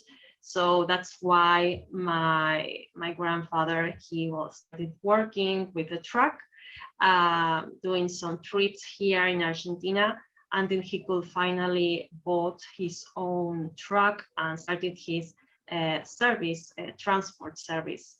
So, well, this is the beginning where my father continued.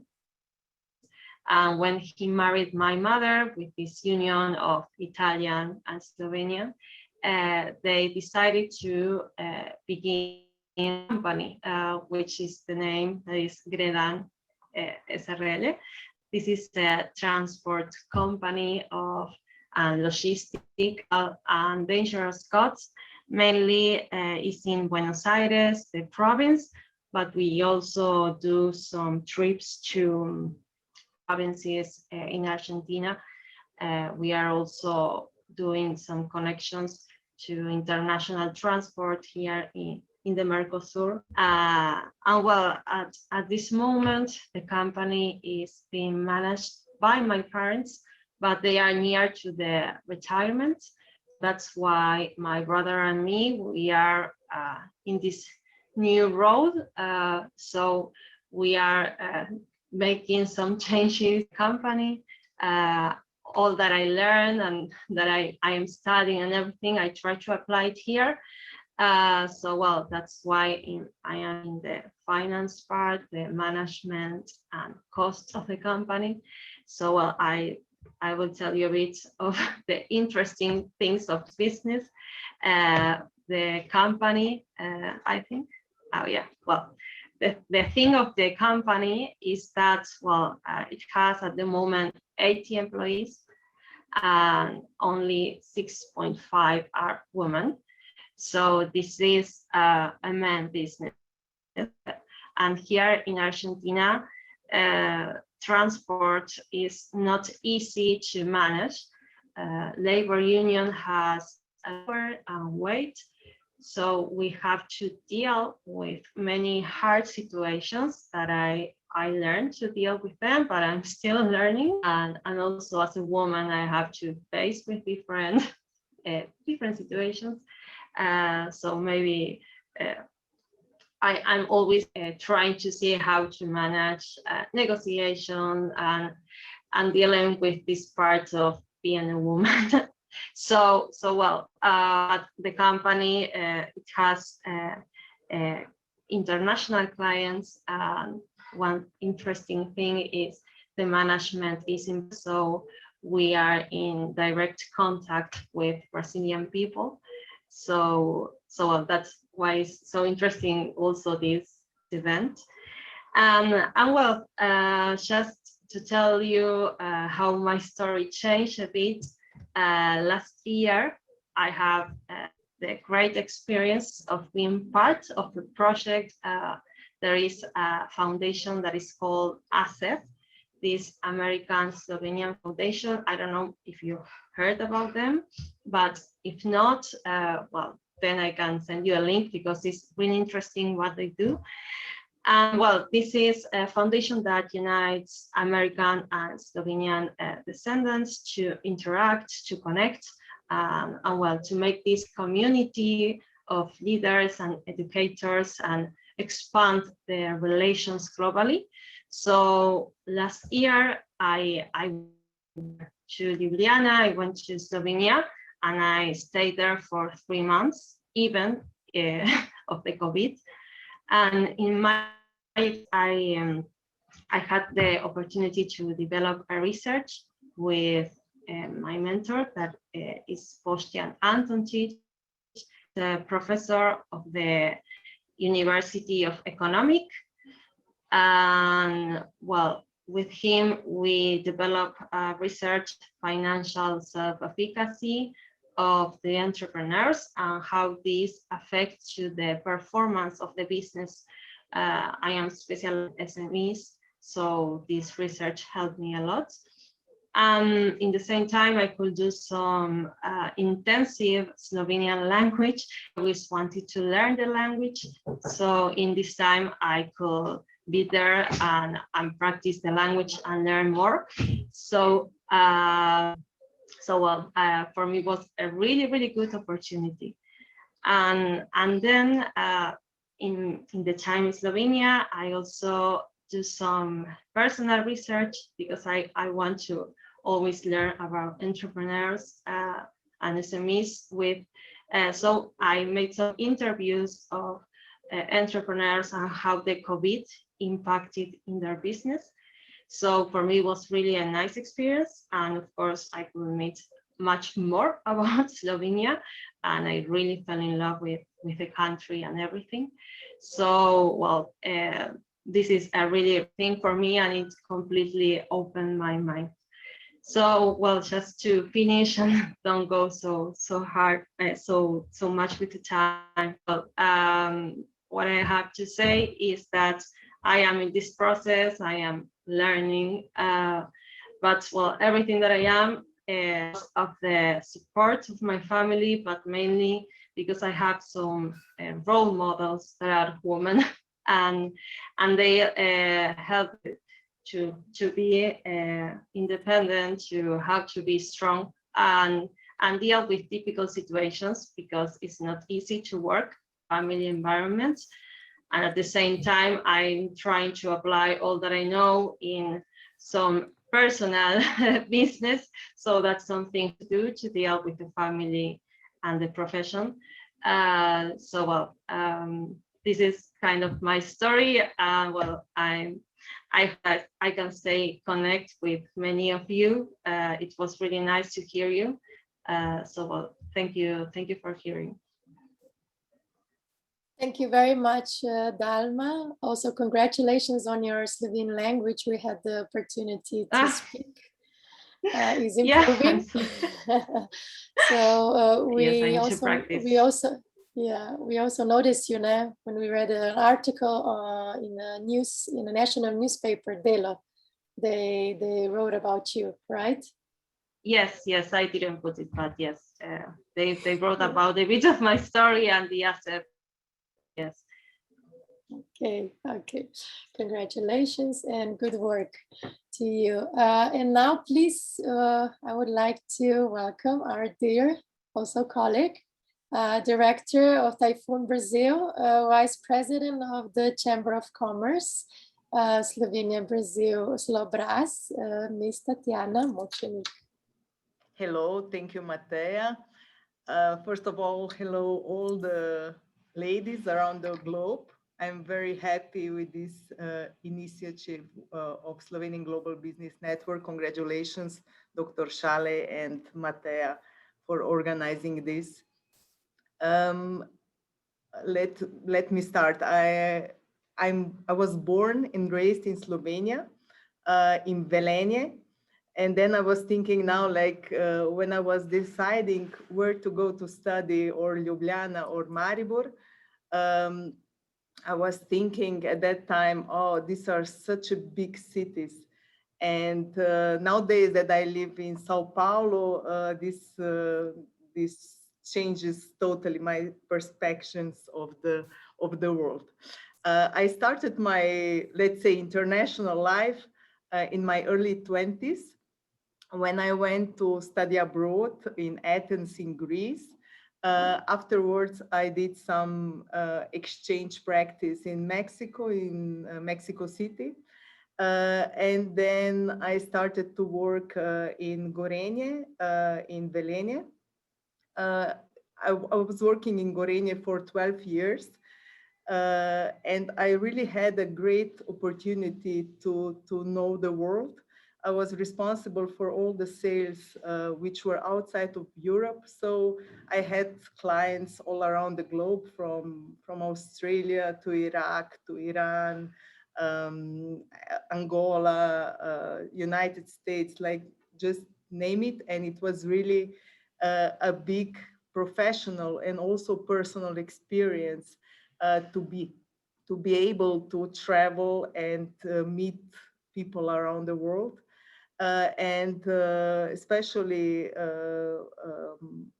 when I was doing this part, like I was a little bit not sure how will my clients from the Middle East accept me as a woman. But I had to say that I really had just positive experience all around the globe. So happy to be a woman. As Christy say, we have to connect, we have to help each other, so we can all grow wherever we are. So I came to Sao Paulo exactly 9 years ago as an expat of Gorenje. And I started a subsidiary here on Gorenje branch in Brazil, where I was director of the company for 5 years. And afterwards, I started to work for another Slovenian company. It's called Typhoon, from Planina pri Sevnici. We are producing equipment for the recycling and forestry. So I represent this company in Brazilian market. I will show you a little bit of the company on my slides in just a few seconds. As Matea said, I'm also a vice president of the Chamber of Commerce, Slovenia Brasilia. We are very active to help Slovenian companies to come to Brazilian market. We are very active to connect Slovenians and Brazilians through webinars, and we are really organizing a lot of things here. For sure, one of the most important projects last year was our We call it Slovenska božična košarica or Slovenian Christmas box, where we united like products from Slovenia and also products from Slovenes living here in Brazil. So we help to boost a little bit sales of these products. And the most important project that we are just launching now, it's an online map where we are launching first in Brazil, where we are promoting all the Slovenian products and services, all the Slovenian companies and also companies of the Slovenians lives here in Brazil. So we can have everybody on one spot. If I want to buy, for example, a wine, Slovenian wine here, I can just check on the map where this is available. I can get very easy in the contact with the producer. And this is one of the projects also of the Slovenian Global Business Network to promote this map also for other countries, because I think we have a great possibility to connect and promote our businesses.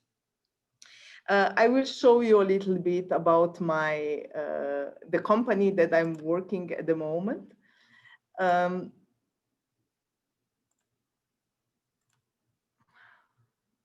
Wait, just a second. Yes.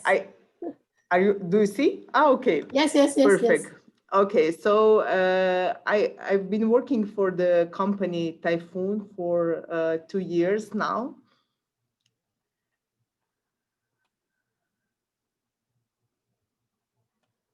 Okay, the company has almost 50 years of the company and proper fabrication of the recycling and forestry equipment. We are present in 50 countries around the world. And I will just show you a little bit about our products. We are producing winches for the forestry,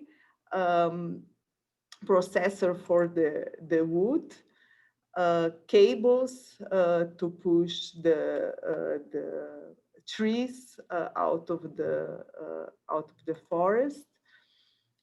Some cranes, which are timber cranes for tractor, and timber cranes for the bigger ones, and also for the recycling, the cranes especially for the steel. This is just the fast presentation, just that you know the company. I will leave my contacts here in the chat, and I'm really looking forward to connect with all of you. Thank you very much, and congratulations one more time. Thank you, Tatiana, for this inspiring story and so many experiences you had all over the world, living abroad, and help you give to promote and help Slovenian companies in Brazil. Thank you. Now we continue with a colleague for Slovenian Business Global Network, our writer and author, Ms. Carmen Špiljak from Brazil. Welcome. Thank you very much. First of all, for the invite. I'm really delighted and honored to be among so many brilliant women, some of whom I've met, I had a pleasure to meet in real life, others not yet, but I hope soon. Some of you have mentioned that you were not sure whether you really belong here or not.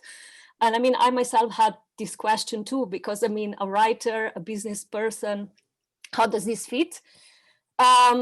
As I'm sure many of you know, who have, tried at any or were active at any type of profession, arts or not, these days you have to be a bit of entrepreneur, regardless of what you're doing. And this was also the case for me. So like a writer means you also need to write a book, but then also market it and sell it. So in a way, it's kind of like a Swiss Army knife, all in one. So here I am. I grew up in a small town called Žalec in Steierska. Most of you have probably not heard of it. It's in a region that is known for beer and growing hops. These days, there is also like another attraction, which I would warmly recommend you visit. It's a beer fountain where you can try beers from local microbreweries, and you go away with a very nice designer beer mug that comes with a degustation. So after Žalec, I moved to Ljubljana, where I studied political science, and I did a PhD in gender studies. And again, as quite some of you here, I ended up doing something completely unrelated to what I studied. I ended up in communications, and of course, then I moved to Berlin, where I was doing some trainings and some more communications. And then I moved to Brussels because of my husband. And in all these years of moving across countries and moving jobs and partly also being self-employed, I had to, of course, reinvent myself in the way that many women have to when they move countries. But of course, in order to reinvent yourself, you need to first discover yourself, which is, so to say, easier said than done. And at least in this instance, for me, I mean, I always loved writing. I wrote short stories. I published them since I was very little. But I never considered this to be like a profession. Also, like what I remember from writers, it was not really something you could live from. Most of them were quite poor and died poor, and then were read long after they were dead. And most of them were men. So let's say there was not a lot of role models that I could look up to. I mean, I'm happy to say today things have changed. There's a lot of women in publishing. One could even argue that publishing depends on women because it's mostly women who buy and read books. And if it used to be true that women had to, in the past, use male names as pseudonyms to get published, I see a different trend today, especially in crime writing, for instance. It's a lot of men who take on ambiguous or female names because they sell better. But as a part of this soul searching, or like trying to figure out what I wanted to do, once it became clear that I will also move on from Brussels, I have kept on asking this question, what is the one thing that I really want to do? And it always came back to writing. And thanks to the coach that spoke earlier today, Maja Meglic, I kind of got the courage to kind of put everything else aside and say, okay, I'm going to do this. I'm just going to focus on writing. So here I am today writing, sadly, because I mean, I love Slovenian language. I think it's very rich, very unique and very difficult language that I'm not sure I could learn if I didn't speak it. I had to switch to English, partly because of losing some of the language skills, let's say, which happens when you move. Partly also because I wanted my books to be read by a wider audience. So I am going to share a very short presentation just to show you a bit of what I was doing. So I write mostly fiction. Sometimes I write articles. Can you see it? Yes, we do. Okay. So my first book, which I wrote, just a second, which I wrote in 3 countries, actually. I started writing it in Slovenia. Then I was kind of wrapping it up in Berlin, and I applied the final polish in Ljubljana. It's a contemporary women's fiction novel that is set in Ljubljana. It's called The Perfect Flaw. I have decided to publish it on Amazon. And the story really that I was exploring there was what I said before, trying to rediscover yourself. It's like a story of coming of age novel of somebody basically figuring out who they are and what they want to do. My most recent publication, of which I'm quite proud of, especially as an exophonic writer, so I don't write in my mother tongue, is a win of my dystopian short story, which was published in Writing Magazine, which is a UK magazine for writers. It's a story called Library of Emotions, which kind of takes a bit of a look in the future. You can find the story if you want to read it. It's freely available on the link below. Otherwise, I have also shared it on my LinkedIn profile with those who have connected. You can see it there. I have published some other short stories that were printed in different anthologies. Brussels Writer Circle, Grindstone, and then Michael Terrance Publishing.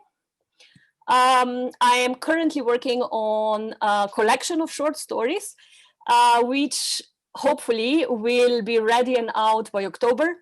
The genre I write in is noir, so the collection will be culinary noir. A lot of stories that have different aspects of food or culinary aspects integrated in it. Which reminded me a bit of what Mr. Šale said at the beginning, that Slovenians really like to eat.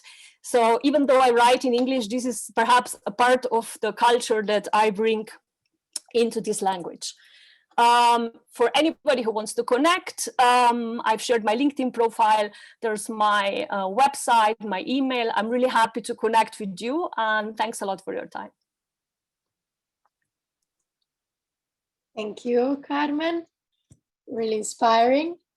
And I would like to really say thank you for all the work and help you're giving us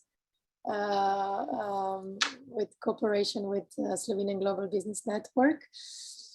So we're coming to the end of our meeting today. And the last but not least, I would really like to present this person. I think she has a very inspiring story to tell.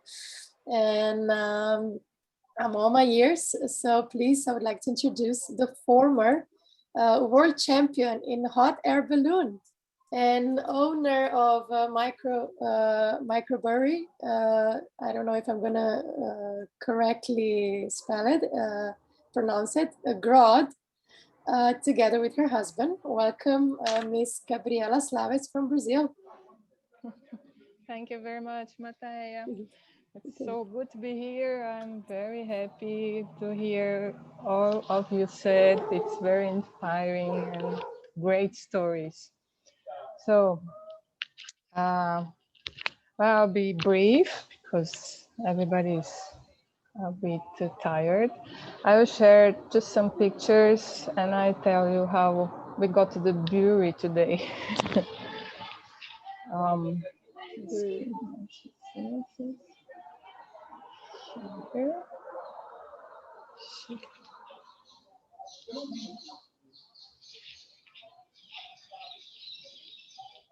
So, can you see something? Yes, we see pictures. I cannot see anything here. So you are sharing documents, screen. Yeah, now I see. Yeah? Is it working there? We just see pictures. Yeah, just pictures. Yeah. And so first of all, my father came from Slovenia to Brazil when he was 16. So we had at home all Slovenian traditions and everything. And I love to go to Slovenia. I still have family there. Thanks, Alenka, for being here and watching. My cousin near Maribor. And since I was 13, I was involved in ballooning. And it's quite nice to fly. I love it. And I became a pilot in 2000. And in 2010, I was competing for Slovenia. And this was in Lithuania. It was the first Women European Championship. And this was the balloon I was flying there. It was a great trip and a great event. It was the first event only for women. in the world. And at the end, I was on the podium. And I was very proud to have Slovenia there. I was very happy. And this was my contribution to Slovenia, I think. And because of ballooning, this is my husband, Fabio. Because of ballooning, we had the opportunity to travel to many countries in Europe and all over the world. And everywhere he was trying beer. And when we were home, he said, I would love to have that beer from here or there. And when we had our first son, about 10 years ago, he decided to start studying and to start brewing his own beer.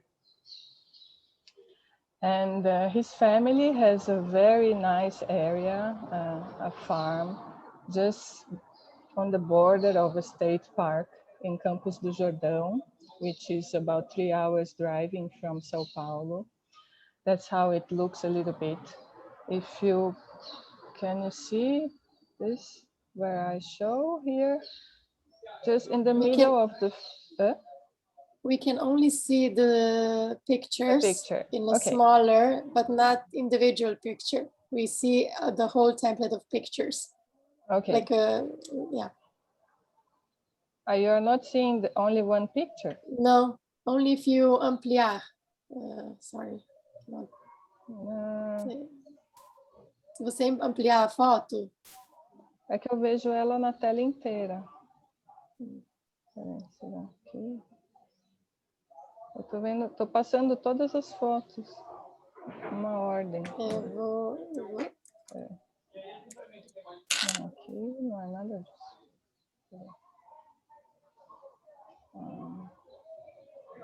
Okay, Gabriela, you can continue and we're getting an idea, okay, from these pictures. Okay. No problem. Well, when you see this forest is where we have the brewery. And right, so maybe now? No, it doesn't change. Still the same. No? Yeah. I don't know what to do, sorry. No, don't worry. Just continue and it's okay. Here we see. So, but you can see all the pictures then? Yes, we see all the pictures in a smaller size. Okay. I don't know. Go. Gabriela, perhaps you can just make those pictures bigger in the file explorer. Sorry? Hi, Andre here, Gabriel. So we see just your file explorer. Perhaps you can make pictures in the file explorer bigger, Yeah, but that's what I did. I don't know. Oh, okay. That doesn't matter. So we can still see those pictures. Okay. That's it. Go on. Okay, I'm sorry.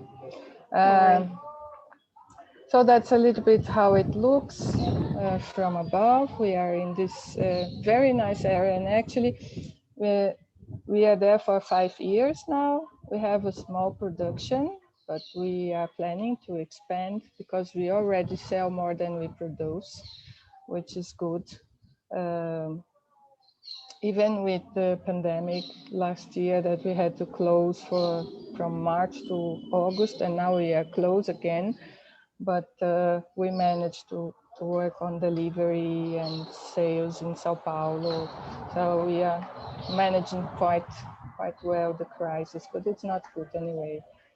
But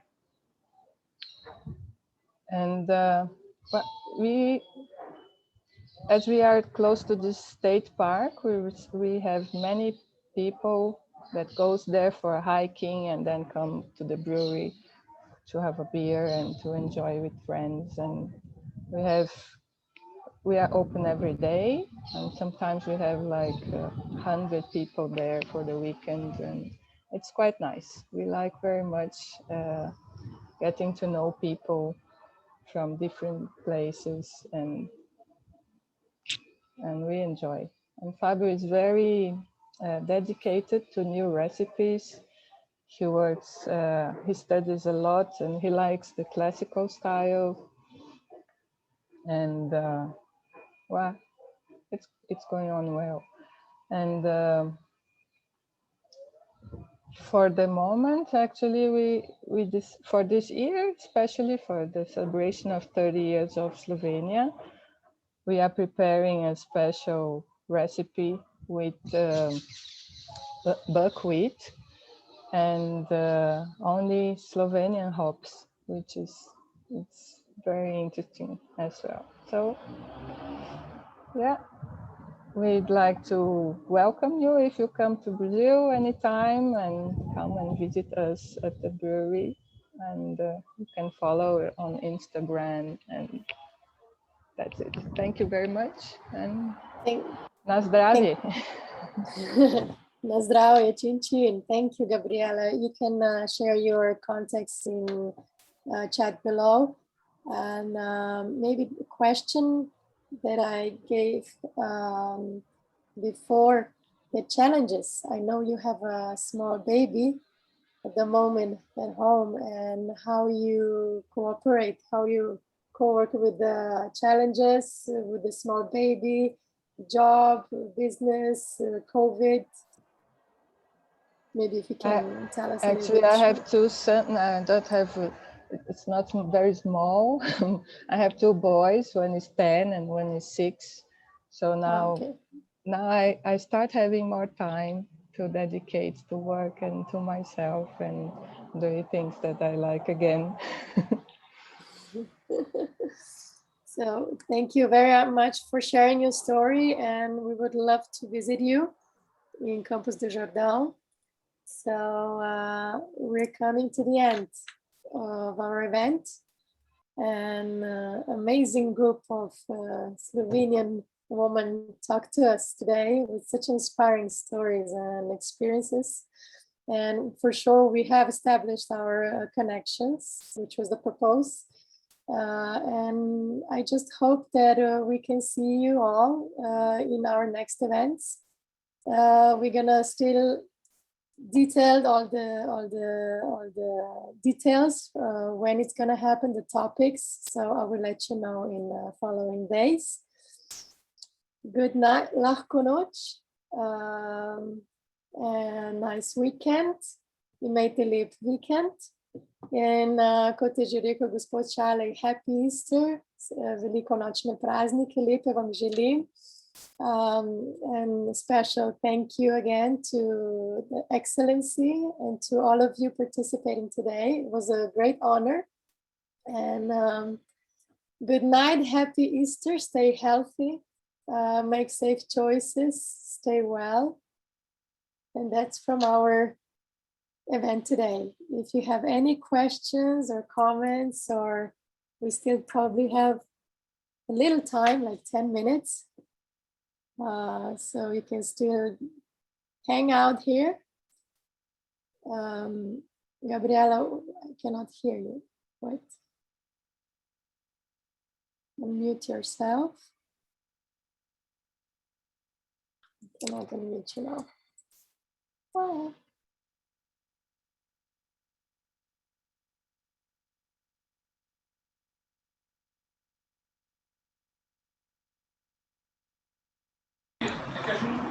Okay, Gabriela, you wanted to say something? Well, thank you very much, and just great meeting you. I hope to see you all again. Thank you. Goodbye to you all, and thank you again.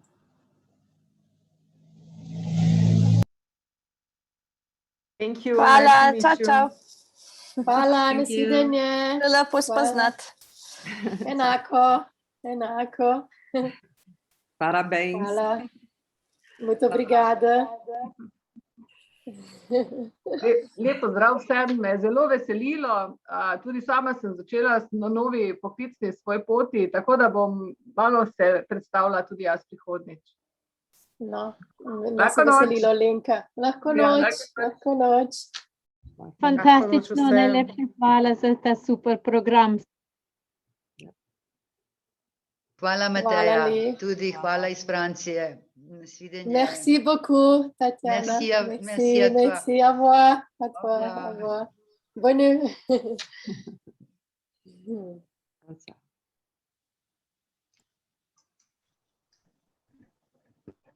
Hvala, mami,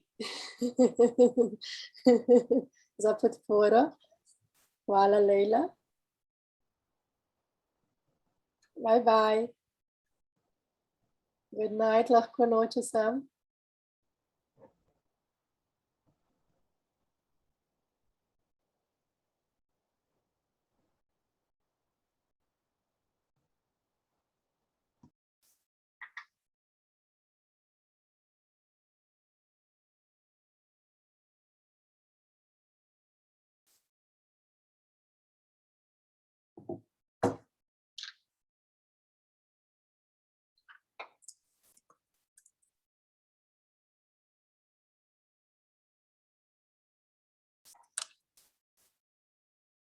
Zdaj se jaz lahko oglasim.